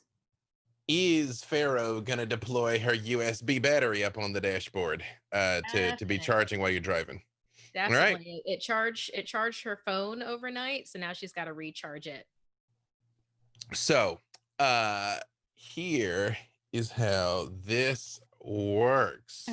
Nathan, as you're getting behind the wheel, go ahead and give me a roll here. I do want to do one thing before we hit the road officially. I'd like to propose a toast, and I take out the little pie that I still have on me, the one remaining one that we didn't give away or eat, and I have it cut up in 4 pieces since I don't have a drink to pass that around, and I just raise it up. All right, you guys, you're to us, I guess. I don't know. Let's just make it back. Yeah, to there and back again. There and back again. You're already chewing. Did Bean just like shoot it? Right when he Oh yeah, gave you give me food, it goes in. I appreciate, Nathan, you're trying to have this moment to do that. So you're the closest thing to family that I have here. I spend more time with you than anybody else. So as far as I'm concerned, you're all an upgrade to the brother that I seem to have gotten rid of. So thank you for that. Thanks for the pie, bro. Are we pie bros now? What is that? We're pie bros. Pie bros. Pie bros. And with that, I turn the ignition and let's get this show on the road. It leaps to life, but you realize there's some attempt at dampening the sound has been made. It's got that kind of like ambiently rattle of a diesel engine, because it is a big block in an ambulance. It's got to generate a lot of power. So it is not silent, but it also is not something that you would hear coming from a mile away either. Give me just give me a just straight roll here. I know you've got piloting, but piloting and Bean, if you are the navigator, give me navigation. I rolled a 61. I rolled Right. 49 out of 43. You're like the freeway's that way. I mean, like you could see it, obviously. It's kind of, yeah, of course. And Nathan, when he kind of cuts the wheel, it's a little wide, and everything kind of like shakes a little bit in the back. Like you can tell this is the first time it's kind of been driven since it's been modified. Oh, all right. Yeah. And as you guys kind of pull towards the edge of the garage, the guards kind of pull back the heavy sheet metal that has been put up there. And as you guys drive out, they just sort of salute. All right. As you pull out, the entrance to the freeway is just right there from where Kubco is. It's not 2 blocks away. And the day is eerily silent. There are birds wheeling overhead, but it is an absolutely gorgeous day. The sun is shining brightly. The sky is just the crispest blue you could possibly imagine because, again, there's literally no pollution. As you sort of pull out, you actually see nearby at an intersection a small family of deer sort of walking by, and one of them turns and looks at you, and right before it's about to move away, you see an arrow hits it in the neck and falls over, and you see another one of your fellow rangers pop up from the bleachers of the football stadium and immediately start shooting at the rest of them. As Madison, they who scatter. was about to take aim at it out of the sunroof, just kind of looks back and is like, pops Yeah. back down in. Yeah. You see they hold up a hand mirror, which one of the things you guys have worked on is a very simple Morse code that basically they just kind of flash good luck at you. As they kind of come out of the bleachers and like pull the knife out and begin like field dressing this deer as they're looking around right in the middle of the street. And you guys turn, and there are wrecked cars intermittently places. Although around here, this place was so populated, a lot of them were cleared out quickly because, again, in the early days of the pandemic, people thought that kind of thing would still matter. So it is possible to kind of weave in and out of traffic as you move towards the freeway. Pharaoh, off in the distance, you can just barely make out the roof of Big Boxtopia on the far side of the freeway. It looks somewhere along the way it got set on fire and is a burned ruin now, but is still standing. And you will get on the freeway and open it up. While you're driving, does anyone mess with the radio at all? She told you the frequency of Fort Box had been programmed, but it is theoretically a full ham radio setup. Yeah, let's mess with that. Let's see what else is out there. Anybody? Oh yeah, Yeah, yeah. fair. Don't you know how to use this Arrow would stuff, right? totally see if there might be an automated radio station that's still playing tunes. Who knows? Definitely gonna check it out. Like reaches over the seat and is just like, who is riding in shotgun? Technically, again, you're the only places that you can actually easily see in is on the driver's side. There is glass in front of the driver. There is glass to the driver's left. There have been some metal like reinforcements put over it, but your eye line is unblocked there on the driver's side. On the passenger side by the windshield, it is metal. And it is no way to see out the front. On the side, there is a slide slit, like an old-timey prohibition type thing where you could pull it open and look out if you wanted to and slide it back shut. And that's where the radio is, right there in front of you. In the back, the dome where you throw open the sunroof has a heavy latch on the inside. But if you open it up, there basically is nothing. There's no more defense on the top of it. Like if you pop out, you're out. Up there where there is also the room to tie things down up there. So yes, does Madison. the hatch then go in? It doesn't go up? The hatch flops open. Yeah. Oh, Madison would be up there and out, but she would try and find a way either with rope or whatnot to kind of get that hatch, like just kind of rigged up to her back, like using it as a back shield so she can like look the other way and like keep a lookout with the bow.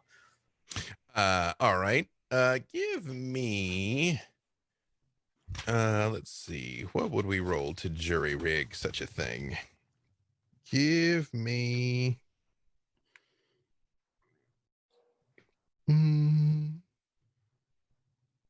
it's funny, they're digital systems. No, it's not that. Do you have any ranks in survival under the expert skills? Let me see. Do any of you have any ranks in survival under the expert skills? 7%. 7%. 5%. Go ahead and roll it. This is another one of those things that it is not so much that you need to get under the 7%. It's just I got 36. It takes some time, and you think you probably could get it, where because the goal is basically if you had to jump one, it's kind of going to watch your back, and that if you had to jump down, you could kind of pull it shut, right? 100%. You think you got it, you're gonna like boom, open, boom, open, boom. Okay, you think you got it. As Pharaoh, as you are flipping through the channels here, and I will say you make a note of the frequency for Fort Box, of course. It is mostly static. Please stay in your homes. This is the United States government. Please do not exit your homes. Whatever you do, please remain safe. Clean all infected wounds. Help is on the way. We are aware. The military will be responding to the call as soon as possible. This is an automated broadcast message. Again, we are here. We are coming. Everything will be fine. Oldie but a goodie. You get the faintest hint of what sounds like maybe country and western, but in Spanish. What? Like you vaguely make out like Tijuana in the call sign.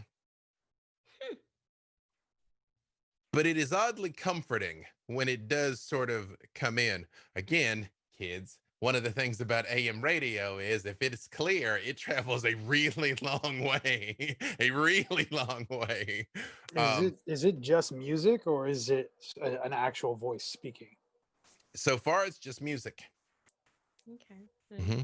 We should take note of that because if they start speaking, I'm going to understand it. Mm-hmm. And You. out loud, Mhm. Pharaoh says the two frequencies that have gotten any hits for everybody else. I'll say, you guys make a note. You have a notepad there, so write it down. I'm not gonna be like, "Well, you didn't say you wrote it down," um, do you all attempt to broadcast anything? Mm-mm. Mm. I'd rather play it safe, at least for now. As you all are driving, as you look around, you can see to the right is mostly residential areas, and to the left was a lot of what was once the big shopping area. All of those places are completely busted out.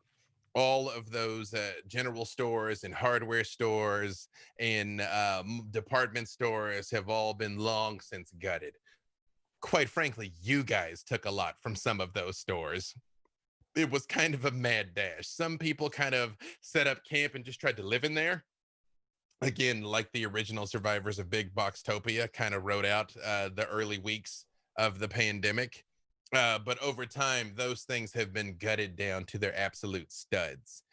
You can see some of the houses have also been burned, and you can see the odd broken window, but some of them look like they're still relatively intact. Some of them you can see makeshift barricades have been built up in yards where sandbags were thrown over and cars pulled up onto the lawn around them to kind of make tiny little forts. You even see as you're making your way through the odd person that is moving along through the neighborhood. And as you pull up, I will say they include at least one pair of binoculars here. Uh, Madison, as you're kind of still poking your way up through the dome up there and kind of looking, one of those people you see turn walking through the neighborhood turns and looks right at you. And that is not a person. It's some distance away, but as you kind of on the overpass down in the neighborhood. I drop down and look at the rest and go, we got company and we got eyes. Mm-hmm. It's some ways away. I mean, you guys are kind of on the freeway and you can see the houses, but it does turn and look, and you see it and it sees you. Right now, there's only one riled up, but usually one of them get riled up. They tend to rile up the rest of them along the way. So, Good thing we're moving relatively fast then. Mm-hmm. Yeah. Maybe pick up the speed a little bit if we can, just a little bit. All right. Roughly what speed do you intend to drive this thing at? Again, you are weaving in and out of the odd wrecked car and things like that, but it is, you're making your way through. But what speed do you want to try and go at? I mean, if there are patches that are clear, I'm definitely gonna go like 75 to 80. And try and open I'm it up when having you to can. maneuver, yeah. Give me a spot listen check, Nathan. All right. Spot listen. 61, 61 out of 39. This all seems legit, Nathan. You're like opening it up as you go through there. And Pharaoh, you also give me a spot listen.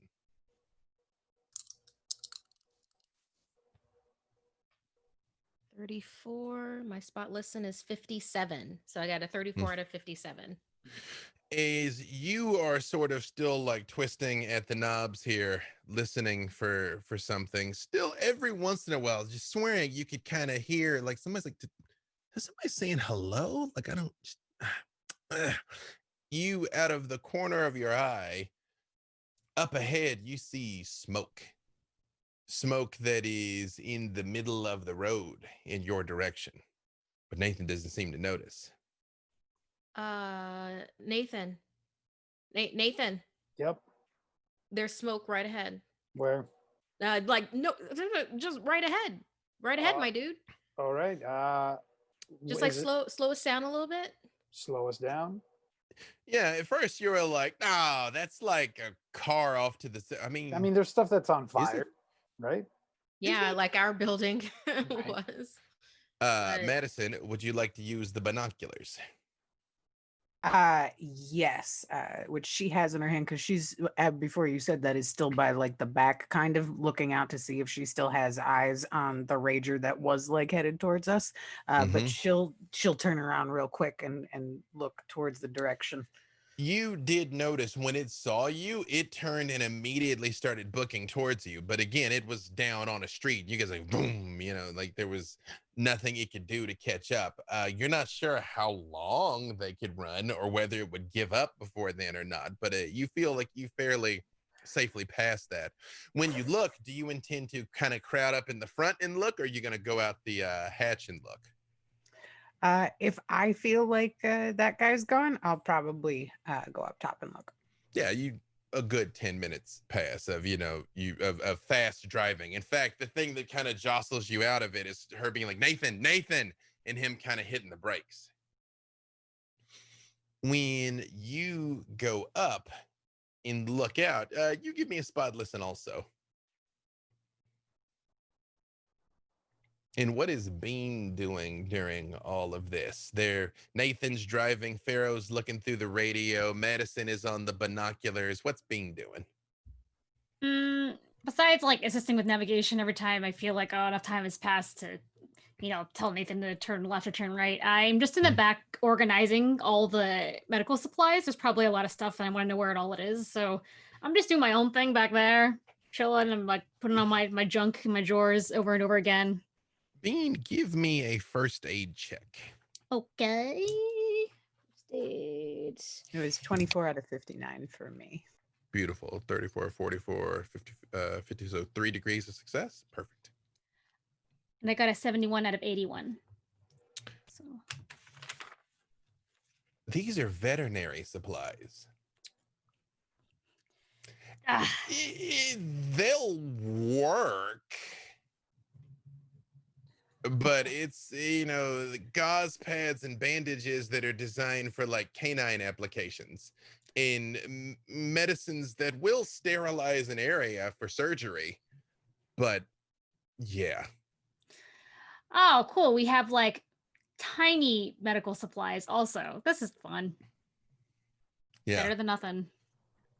You can make it work, but yeah. Yeah. Madison, you see up ahead, the smoke is coming from one of those heavy pieces of construction equipment that lays tar. Edie's bubbling in oozing tar up ahead. And as you look through the binoculars, you can see wrecked cars have been arranged to force the freeway down to one lane. And you can see some people walking around. An almost impossibly fat, shirtless man is kind of walking across the road, just casually with a machine gun on his shoulder. And another guy comes up to him and they talk, and he kind of pushes him and he pushes him, and they just sort of like talk for a minute and then sort of walk over and just kind of sit on the center highway divider. And you see he goes like, and you see somebody else wearing what looks like a tattered dress, carrying like a tray of drinks or something, walks over, and How he far away are they? You can see him through the binoculars. They're probably still a half mile. I'll yell down, slow up, slow up, slow up. We got company up ahead, and I'm not sure if they're friendly or not. I'm slowing down to a stop, actually. what do they look like, Madison? I've got a big guy with a machine gun over his shoulder who looks the most menacing of them all. But there's a couple of them over there hustling about doing things. But that smoke that you see is tar bubbling, and they've got cars narrowing us down into one lane to try and funnel us through. It's like a blockade of some sort. That's Oh my not God. good. Sounds like Mad Max. Can you see if the street is like newly paved? Like, is the tar, are they using that to like set up some kind of a trap or something on the road itself? I'm gonna go ahead and say that that's probably what it is. Should we, I don't know, should we reverse back to the last exit to get around it, or should we talk to them? Edison, as you're looking through here, you see the person that came out carrying the tray came out from a trailer on the shoulder of the freeway that was probably like a foreman's trailer at some point, for like construction. They got a little trailer hitch over there. It looks like a construction trailer. They doing construction on the road? Maybe they did something to it so people can't go by? You seem like real scary dudes that are gonna like pull us over and take all our stuff is my first guess. I don't feel like I'm being too paranoid here, but seems bad. Yeah, I don't have a good feeling with this.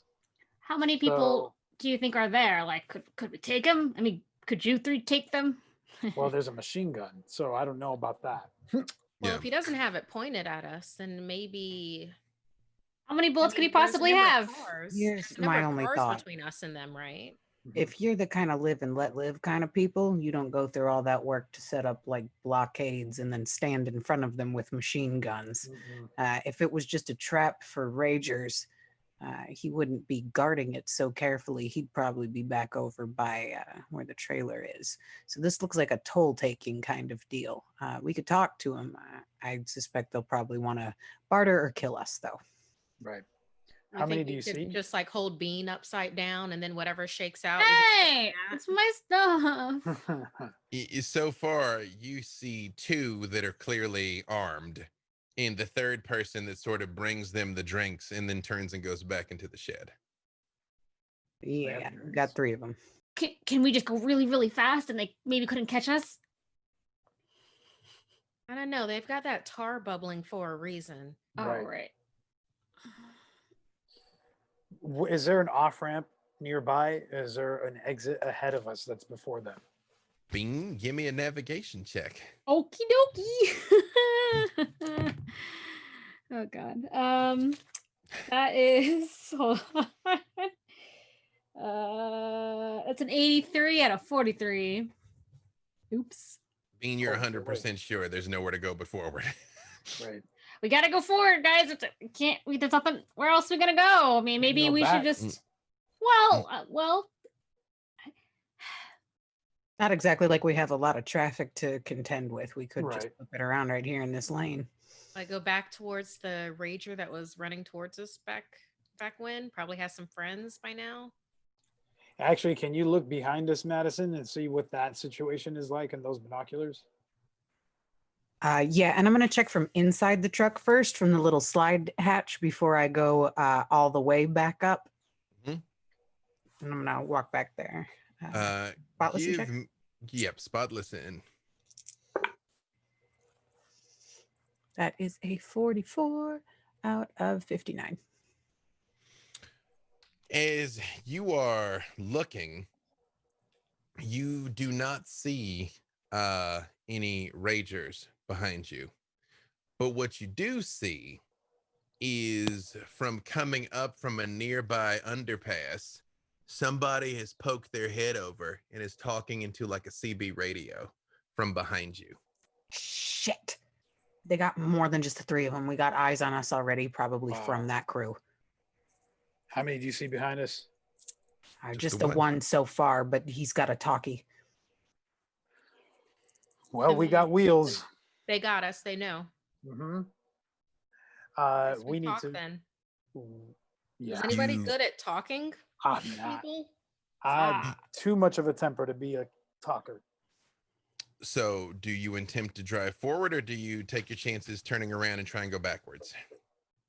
If we turn around and go back, they already know we have the truck. They'll try and come for it. Us, they'll think we're cowards. Maybe. I don't know. If we turn around and go back, we know that we're up against one person who chose to remain hidden. And they're not expecting us to see him. If we go forward, we're dealing with multiple people, and we know one of them at least is armed with some heat. Madison, while you're still kind of taking in this scene looking, you realize there was an off ramp not too far back. The person currently is kind of up like this talking, so you're not sure if they're armed or not. But if you turn around, you will go past them. And then when you come down the off ramp to go left or right, you theoretically will near them. So unless you deal with them, you would theoretically go past them at least twice. I relay that information to the group. Mm-hmm. If they have this set up, who's to say they don't have something set up with their spotter? Yeah. Think what we would do. Right. I think they would have people going forward and people on the off ramp going back. So I think we're kind of fucked either way. I say our best bet at this point then is to try and be political. Right. Then I guess forward it is, huh? Yeah, we'll just tell them we're just looking for the ocean or whatever. Yeah, well, let's figure something out, I guess. I mean, they're going to want to know where we came from. Should we tell them that we're... Tell them we came from the Hollywood Bowl. You all hear, all right, now y'all just come on down. I know what y'all are thinking as you hear a voice screech through a bullhorn. Tain't no turning around. Just come on forward. All right. Well, the more we hesitate, the weaker we look. So you're right about that. I'm going to start to move forward and at a decent pace, not full speed. You know, a good like 20, 25. But we need to get our story straight. As you start creeping forward, you see exactly what Madison said. It's what looks like random wreckage becomes more and more deliberate, sealing off lanes until it kind of funnels down into one. And when you get close enough to see, the very last vehicles on both sides are like big, like Yukon style trucks parked, and both of them have California Road Authority across the backs of them. And you can see just past those, there are those steel blockades that construction sets up there. Those concrete steel, like the movable, the interlocking kind, basically on both sides, forcing you to come down just to the one. And as you ease in, you see the big belly, thoroughly sunburned man that I mentioned before. It's nearly impossible. He almost looks like a cooked ham with how like dark brownish red all of his shoulders and his head and neck all are. And he's standing there and he just kind of puts the machine gun in front of him and holds up the bullhorn again and is like, if you intend to pass, you're gonna have to pay the toll. Okay. Oh, wow. And there it is. All right. We were coming from the Hollywood Bowl. We were headed to LAX, seeing if we could get a plane. Right.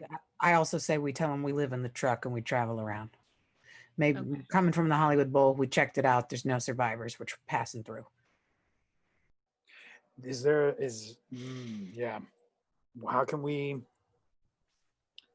leverage this and let them? Is there any benefit to letting them think that we come from a really well established place with amazing resources, so that it would be in their best interest to not be dicks? I would We don't think know they how would many of just them want to are. follow us back, wouldn't they? True. They'll probably want us to take us there. All right. Let's keep it simple. Just us. We're passing through. Don't need no trouble. All right. Move forward with that.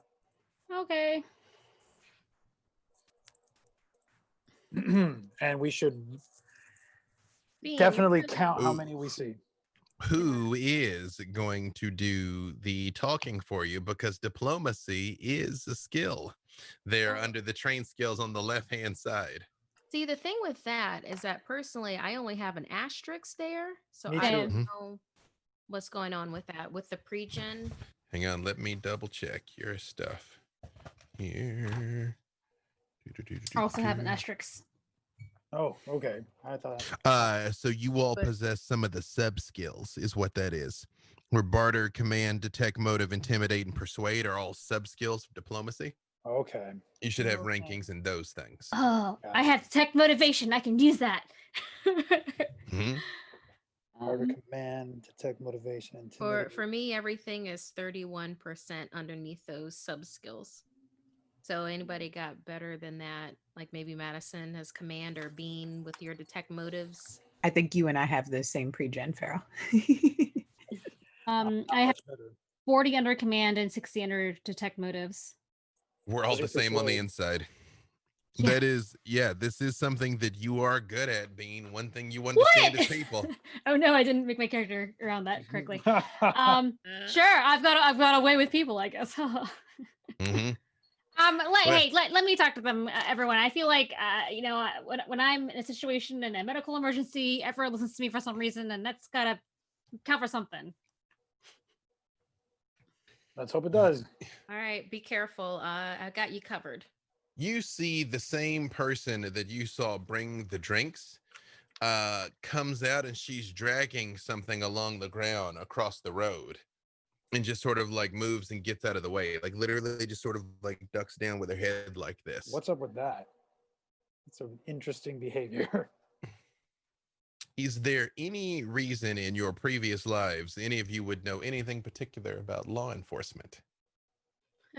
I've been arrested. I'm gonna say you're a guy that has probably had one too many and driven a little too far more than once, and you kind of like to watch cops and watch what happens to other people. Mhm. Those are stop sticks. If you Mm. drive over it, it will shred the tires. Got it. Okay. So I will also say, Madison, you realize the big man is still standing there, and the person that brought the drinks is standing there, but the third guy that was with him, you don't see anymore. And the Lost eyes on the third one, guys. mhm. like, all right, so y'all gonna pay the toll, right? I want y'all just take it easy, and this is gonna go great. But if you try some fuck shit, I will fill that vehicle full of lead. You understand? I kind of climb over Nathan and just stick my head out of his window. Mhm. Yeah, we got it. We got stuff to pay. Your toll, whatever the toll is, maybe. What's the toll? What's the toll? Well, I'm gonna come and take a look on board and tell you what I want. Because cash don't mean shit no more. That sounds fair. It sounds like a real reasonable thing to do. Give me your detect motive roll there, Bean.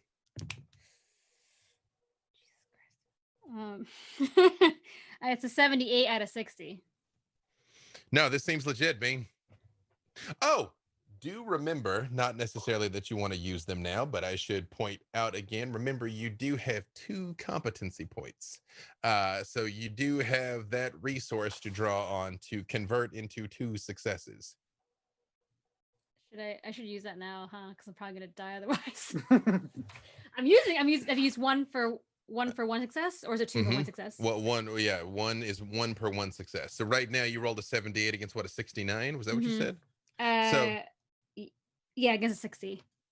78 against a 60. Yeah.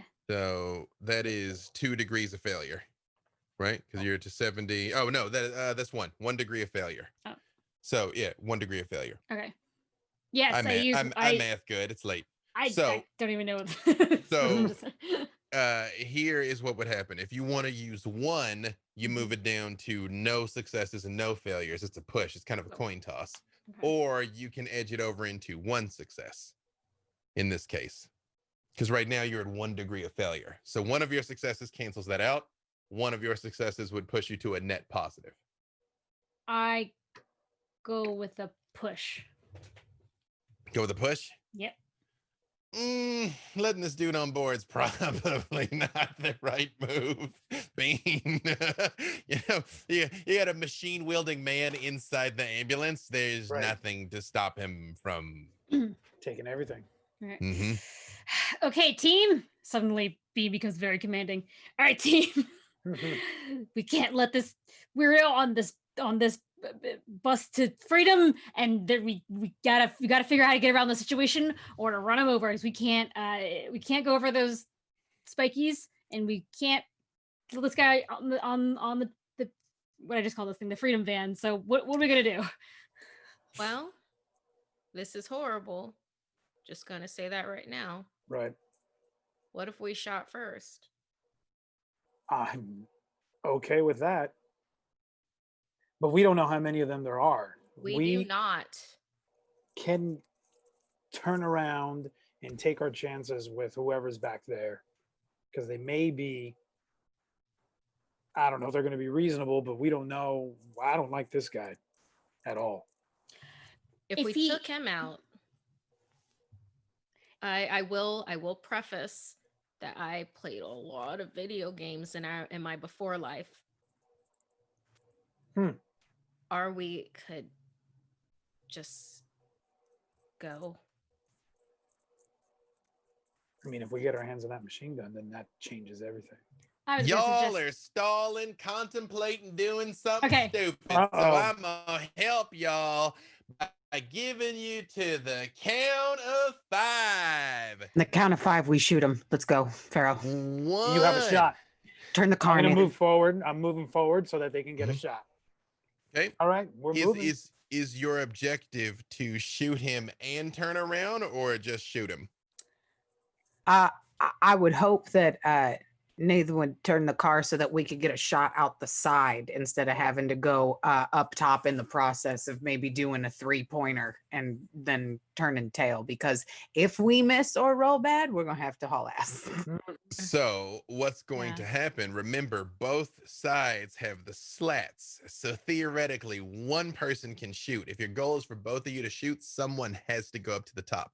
Because it was meant for more for defense, not for offense. 2. Turning it to the side. Okay.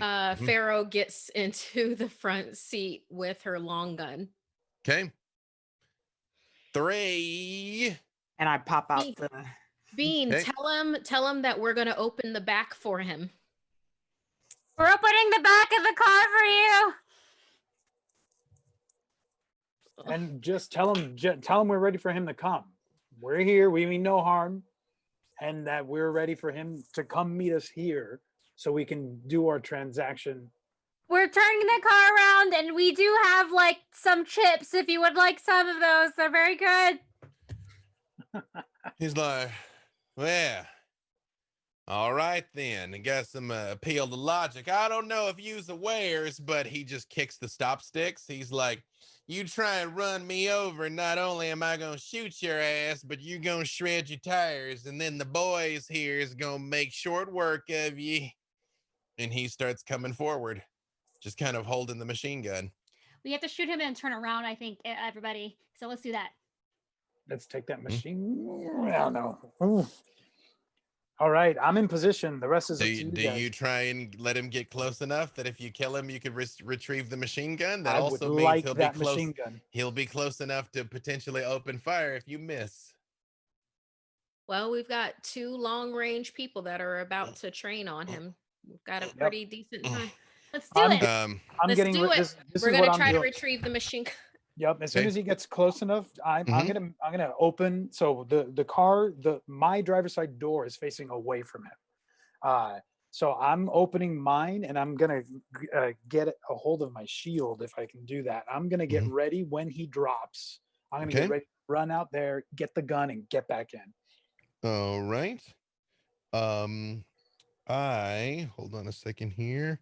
Since you guys have a plan, we'll give you the benefit of having aimed. Sorry, I didn't mean to deafen you by beating on the mic there. Which aiming will allow you to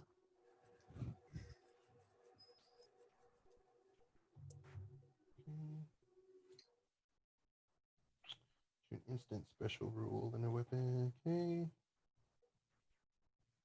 All right. Both of you make your checks. Firearms for a pharaoh and the crossbow for Madison. And may the odds be ever in your favor. And remember, Lord. you still have your 2 competency points. Right. I rolled a 5. Oh my God. Thank God. Yes. Thank How God. many, how many successes is that? 5 out of, I believe it's 69. Yep. Yeah, so that is 5 degrees of success so far for you. I got a 49 out of 69. All right, so 2 2 degrees degrees for of you. success. All right. Madison, with 5 degrees of success, I'm just looking to see what your that is going to be enough that you could pretty much put a crossbow bolt wherever you want to put it. So where are you going to shoot this dude? I would like to aim for right between his eyes. Can I also use one of my arrows that I have like a little bit of rope tied to from my back? One of my retrieving arrows. You were not Hawkeye. That is not how this game works. You can kill him, but you are not gonna reel him in afterwards. No. I can try. I can try. So, here is how this is going to work for you. Because I'm looking through quick. You have a deadly, reload, hit. So every 1 success is 2 damage dice. So you are almost certainly about to massively fuck this dude up, but still roll your 10 dice worth of damage, which is Wow. obscene. I will, here's what I will say. Since that is almost certainly enough to kill him many times over, especially because he is not wearing any sort of armor. Retrieving the gun is not an option. But I will let you tell me some other favorable environmental thing that comes from this. And it doesn't necessarily even have to be from killing him. And you guys can discuss this amongst yourselves, because I'm going to tell you, probably 2, max 3 successes. Oh, actually, you know what? I just rolled for you, and I automatically, normally I would let you do it, but I just rolled super high. So I'm going to tell you, you'll kill him with 2 successes. So I will give you 3 more to spend on something favorable out of this. So what happens? Madison, you pop up. I will even go so far as to say Madison kills him before you pull the trigger, Pharaoh. So as of yet, you haven't given away your position with the gun, because you had him dead to rights and then and then what happens? Do you guys think it would be good if we use one of those to maybe make it so that the others don't know that he's dead? Like we waited until he was like around where the others couldn't see him for him to fall. That would be valid. Yes. You That sounds shot him really in a good. blind spot. That would be valid. Mhm. All right, He- so he, I'll give you 1. You shot him in a blind spot. So 2, he's dead. 3, he kicked away the stop sticks, right? Like when he was walking up, he kicked them he away. just kicked it to show you what it was. It is Okay, still in the so- road. Mhm. Stop sticks are still there. Does his Mhm. falling body somehow knock the stop sticks away? No. So we Could his subordinate have pulled the stop sticks because he would have trouble stepping over them? I will give you, but it will take both successes that the subordinate pulls the stop sticks out of the way, because the subordinate fucking hated that guy. Great. But I that will think we should take do that. all of your successes. So, Madison. Well, I've got 2. Well, this happened before you pull the trigger. That's why, because if you shoot, you're going to give away your position and everyone's going to know. So if you Right. want to enter those 2 successes into the equation, I will let you, but I'm kind of doing you a favor here by not having Yeah, pulled the trigger right. yet. So he comes over and he's like, yeah, I knew you'd see reason. And I was like, and when he hits the ground, there's a split second where nothing happens. Nathan, are you going to try for the gun, or are you going to get while the getting's good? Do I see that the barriers are done? That's common knowledge, right? That they You see the person does kind of look over and looks at you, Madison, and just smiles and just starts reeling in the stop stick to get it out of the way. I look very surprised, and I'm like, I look at the rest of those guys, and I grab like a water bottle or something, and I toss it to that person, and I'm like, go, go, go, go, go, go, go, go, go. But I do toss them like something nice. Can I give my 2 successes to Nathan for grabbing the gun? Same thing. If you shoot, you're going to shoot, and that will bring other things. Never mind. So yes. Yeah. No, never mind. But under shooting is the cost I take of it those back. 2 successes. Yeah. Can I go get the gun while he keeps driving? I mean, then I you're don't going to be wanna leave jumping out of a moving vehicle that he's going to punch it. You could I try. I can't just like hang out, like open the door, just put my hand out as he drives Can I past just- it. I mean, you could try. Wait, How what heavy skill does is this this? guy look? Can I just like take his body and throw it in the van? Oh no, he's huge. He's 350. He's a sunburnt ham. We have Mhm. rope. Maybe you Yeah. can drag him behind us. Oh my God. Oh my God. Oh my God. Do we have a harpoon? We're basically like have seconds to decide what Okay. to do. Yeah. Dean, you're really good at like grabbing Well, and dodging. As stuff. of this exact second, he is down. His accomplices don't know, and the stop sticks are out of the way. So you have a clear shot to go, or you can try for the gun. Those are really your 2 choices: punch it or try for the gun. Let's get out of here. Time is of the essence, and if I see that they haven't caught on yet, I'm taking Mhm. advantage of every second we have, and I'm gunning it. Boom, and you punch it. And as you are punching it, you see midway through, I rolled a 91 and a 97. So Wow. up on the top of the trailer, you see somebody standing there peeing off the side, not paying attention, and goes, Nice. hey, hey, hey, and pulls out a gun and like slaps on the roof. And you see 2 more guys come pouring out and like look around, and they turn and see that he's dead. They're like, and start shooting at you guys as you are driving Yuck. away. I'm definitely returning fire. Ooh, they are much better shots than they are sentries. Oh no. I will let you use your dodge skill, Nathan, All right. for the vehicle. So give me just a dodge check. I rolled a 46 out of 51.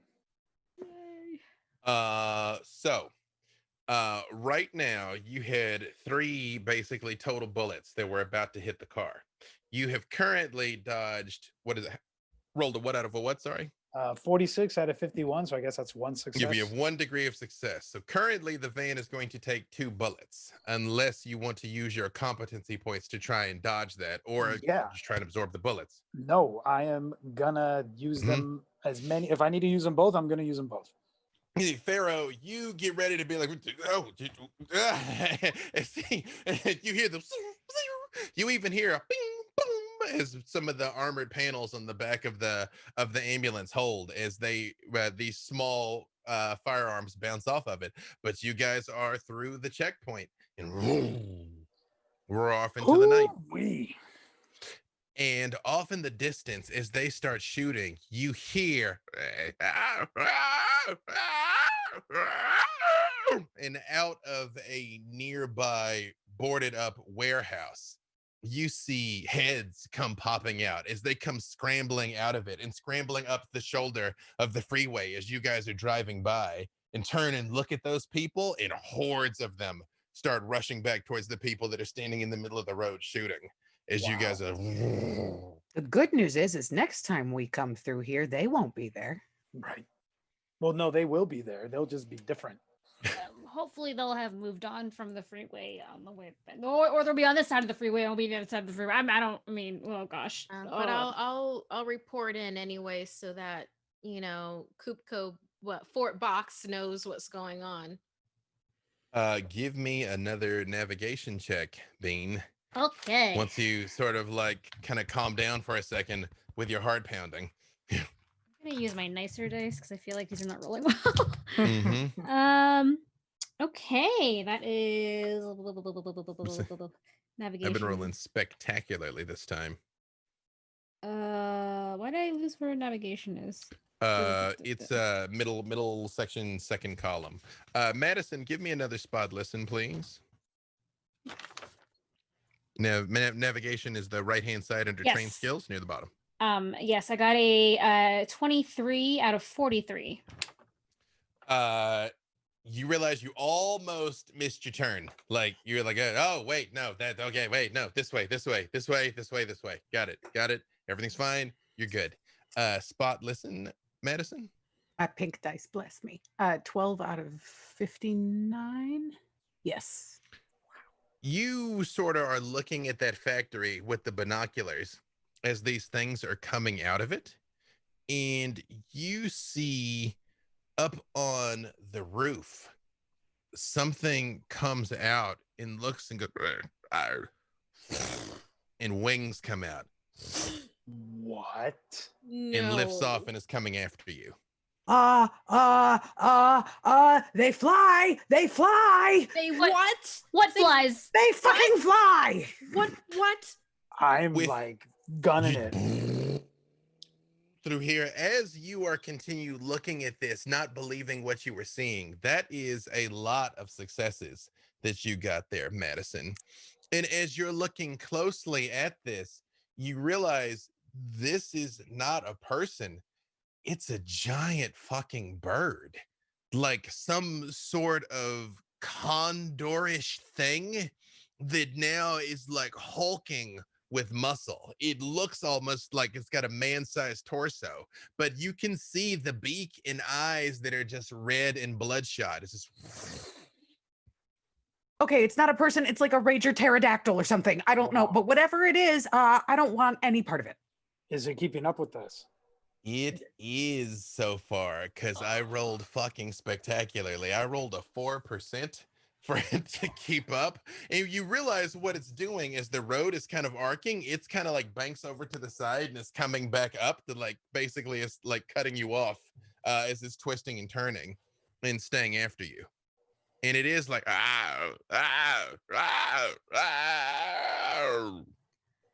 as it's coming in. I'm gonna try to shoot it with the long gun. All right. Are you going to pop out of the top and shoot it?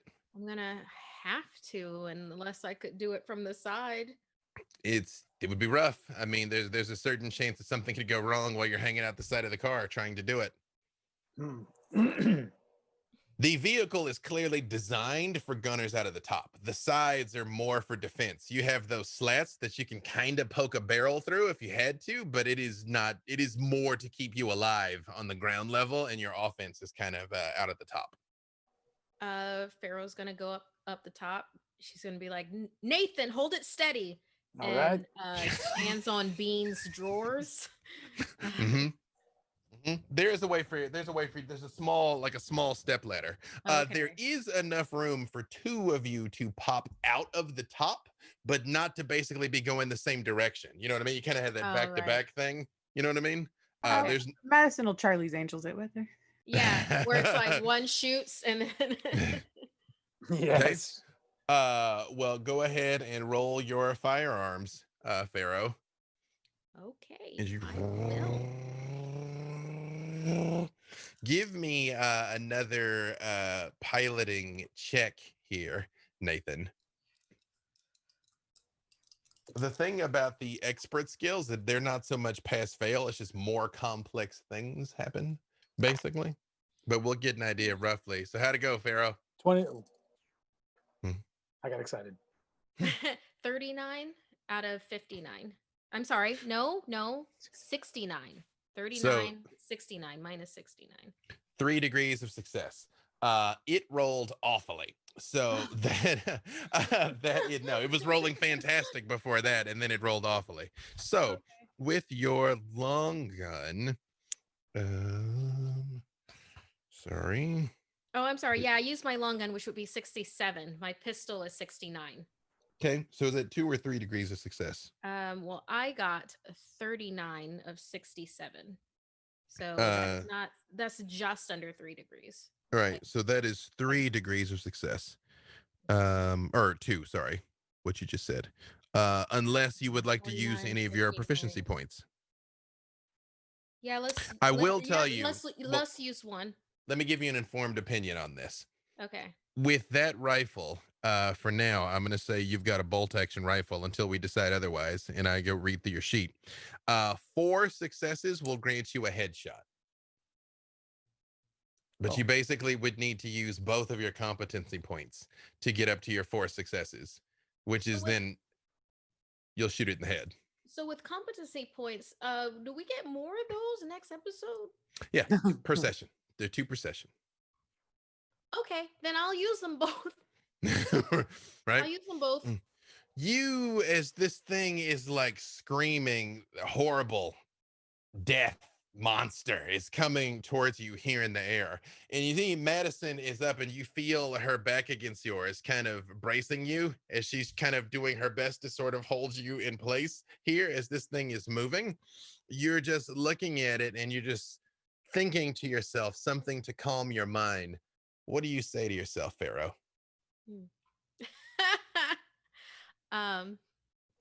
I do not shoot with my eye. She who shoots with her eye has forgotten her mother.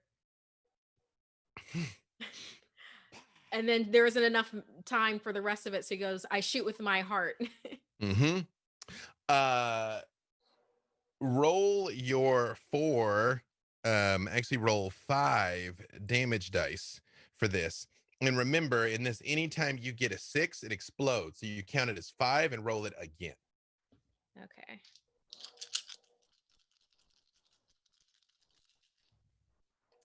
Okay. 4, 3, 5, 2, 1. 4, 3, 7, 5. That's 12. 2 is 14. 1 is 13. Its head. And it just crashes into one of the parked cars, which still goes from its car alarm going off from this thing crashing into it. And you hear screeches coming from all directions as you punch it. Madison, you actually have no idea what happened. You just heard a single shot and then crashing and exploding. Yeah, and then when I hear the car alarm, my eyes get very wide, and I look back at Pharaoh and go, okay, we should get back in now. You, Madison, as you were facing the direction that you guys were driving, you notice in some of the cars that were parked alongside, out of some of the ones with busted windows and things, heads start to pop up inside the parked cars.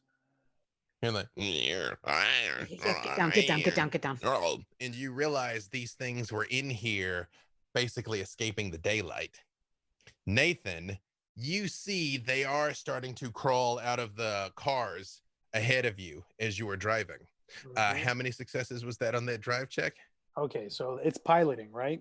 Yep. So I rolled a 26. My piloting is 11.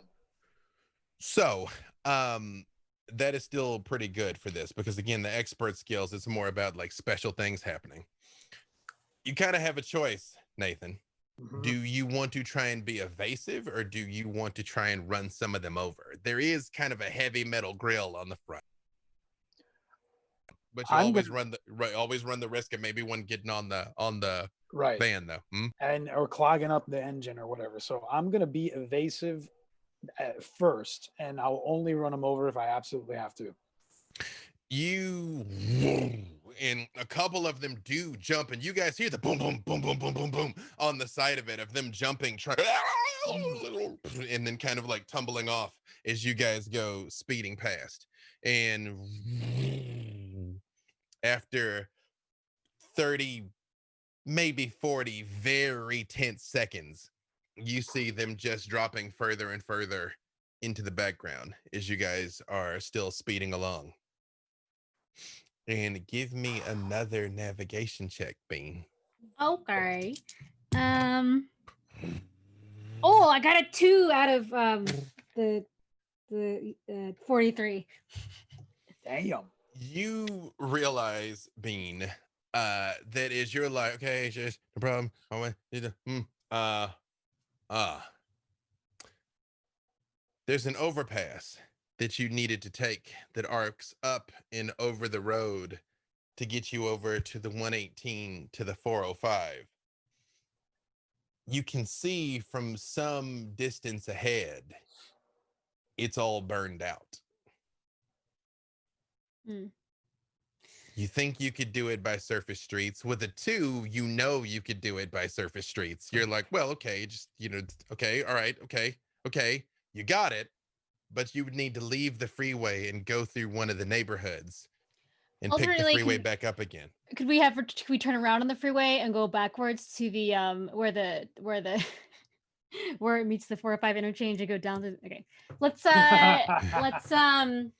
some fates are worse than death. Yeah, hey everyone, okay, we can't go the way we're supposed to go. That overpass that burned out looking thing is where we need to go, and we're not getting there that way. I'm driving. I'm like, where do I go? Bean, okay, where do I go? Take this exit. Take this exit. This one right here. Yep. Go. And then we're gonna take surface streets. So everyone buckle in. It's gonna be more spookies, I think. Mm-hmm. You and come off. And how fast are you trying to drive through now this residential area? I'm gonna try to. I'm initially gonna, once we get on the exit, I'm gonna slow down so that we can kind of assess what's happening around us.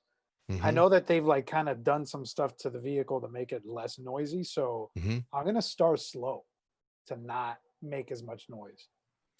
Give me another spot listen. You all can. I'm gonna give you a bit of a bonus because Madison, you've got the binoculars.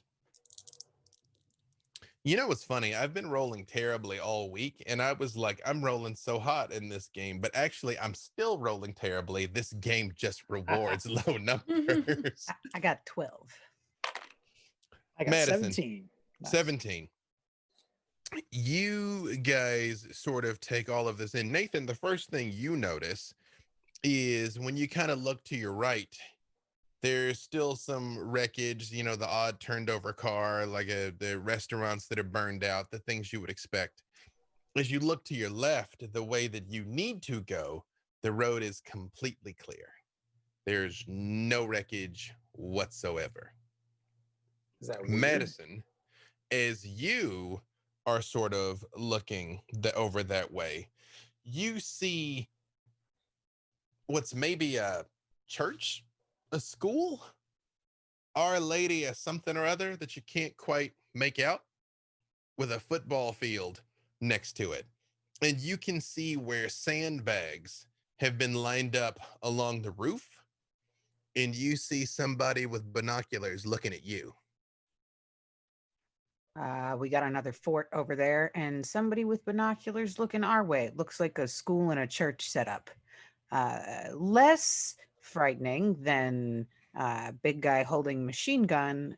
Still, I don't know if we should roll up on an entire encampment. Let's. Do we have a reason we should? Roll up on them? We don't need to. Oh, no, You not see, roll up on them. I mean, just interact with them at all. The person with the binoculars looks at somebody and goes and points towards you guys, and you all see a glint of a light, like somebody's trying to give you a Morse code signal. Do I realize what it says, since they've been doing that with the bow snipers for the hunts and stuff? For lack of a better word, it seems like it's a slightly different accent, basically, because even though Morse code is universal, but by now, in the pandemic, it's weird. People are kind of doing their own thing. Give me, and all of you see it, you can all give me detect motives. Uh-oh. Which theoretically Bean should be a G at, but we'll see. Theoretically. Mm-hmm. Shoot. It's a 75 out of 60. What did you get there, Pharaoh? Got a 4. Uh, I got out a of 4 what? out of 31 for detect motives. Bean, you're like, no, it's hostile. This go away. Like Bean, you're sure it's saying go away. Pharaoh, you're sure. You're like it's saying it's like foe. It's saying foe. Like they're obviously hostile. Why would they keep spelling Oh, foe? Pharaoh, yeah. They're you're saying pretty sure it's saying friend or foe. It's posing a question. oh. These folks look bad. I mean, you shouldn't trust church. Yeah, you shouldn't trust people just because they're in a church. I mean, come on, this is a simple mistake, right?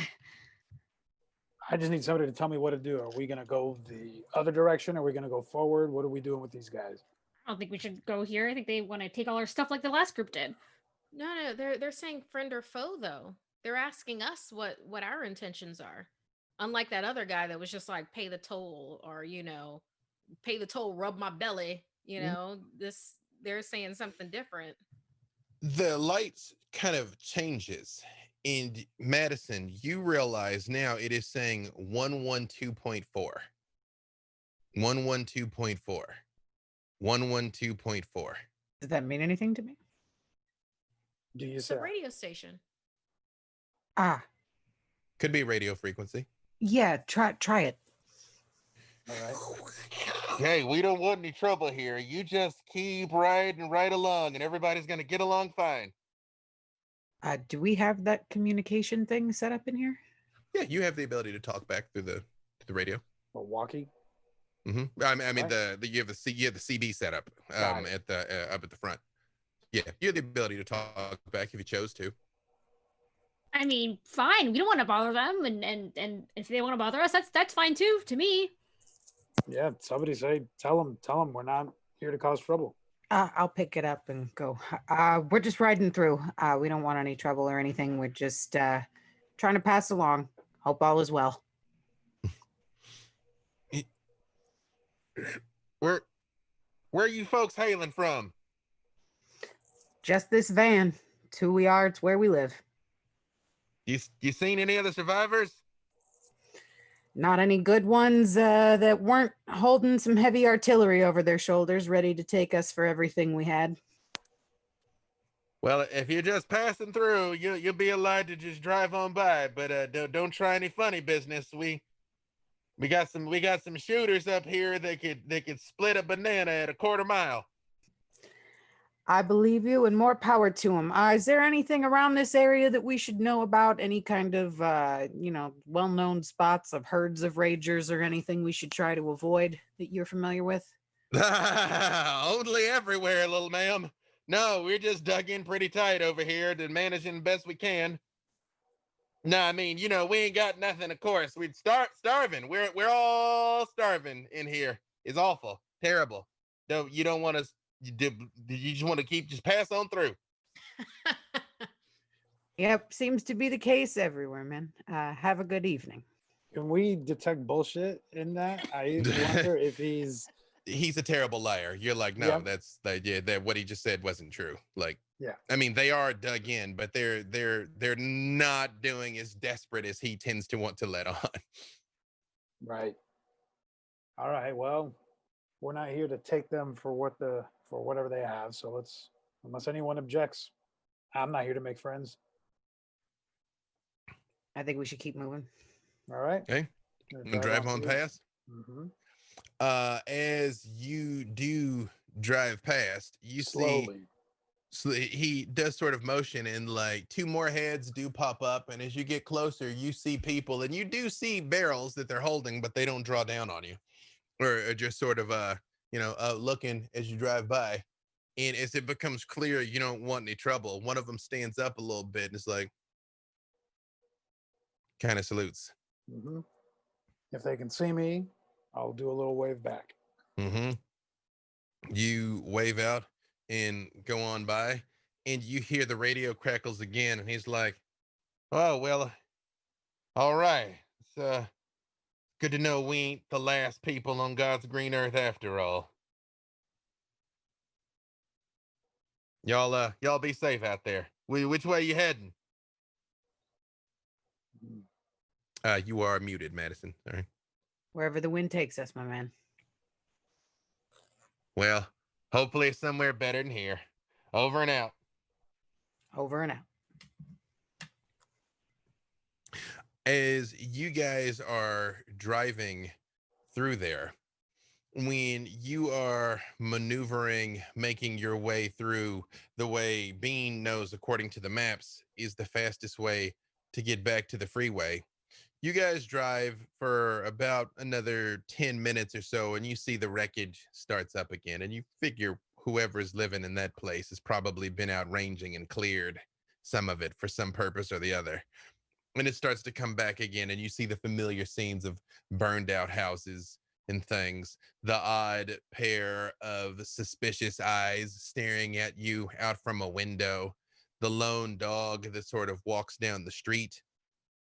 And you turn, and up ahead, you see rows of cars and a wall of sheet metal. And on it, painted on the outside, is "God bless America. Here resides the President of the United States." Ooh, I think that's somebody on a power trip in there. Yikes. I mean, the government doesn't mean anything anymore, so why declare it? Yeah, that's not good ever. If someone's truly in power, they never have to declare it like this. Is there a way around this barrier at all, or no? You know, this is the shortest way, but you could continue trying to make your way through the surface streets and find another way. You know, at least before there was, lots of ways to get on and off the freeway, but this was the most direct. Is this like a big wall, or is it? It's like somebody has like pulled sheet metal that goes all the way across. Like, it's completely blocked. You don't even know if you could drive a car through there, although theoretically they could move a piece of sheet metal just like you guys did at Fort Box. But it goes up about 20 feet. So it's pretty significant. And it goes all the way over from the front of one house all the way over to the front of another house. So much so the front doors of the houses are on the other side of the wall. You follow me? I see. So it's like from like the edge of a house to the edge of a house and up about 20 feet. Pretty good barrier. Mm-hmm. Well, we can just try to find a way around. I mean, I don't need like I said, I'm not trying to make friends. Yeah, I mean, Especially if we crazy had to friends. talk to them, I think. And then Farrell looks around and goes, "I think either Madison or Nathan should talk to them." I'm just saying, if we did talk to them. Well, I'm going to kind of slow down and see if we can see if there's any movement or any windows, any heads kind of popping out, anyone sort of showing kind of curiosity about us. You're muted. Give me a spot listen. All right. You can all give me a spot listen because you all see this thing here in front of you.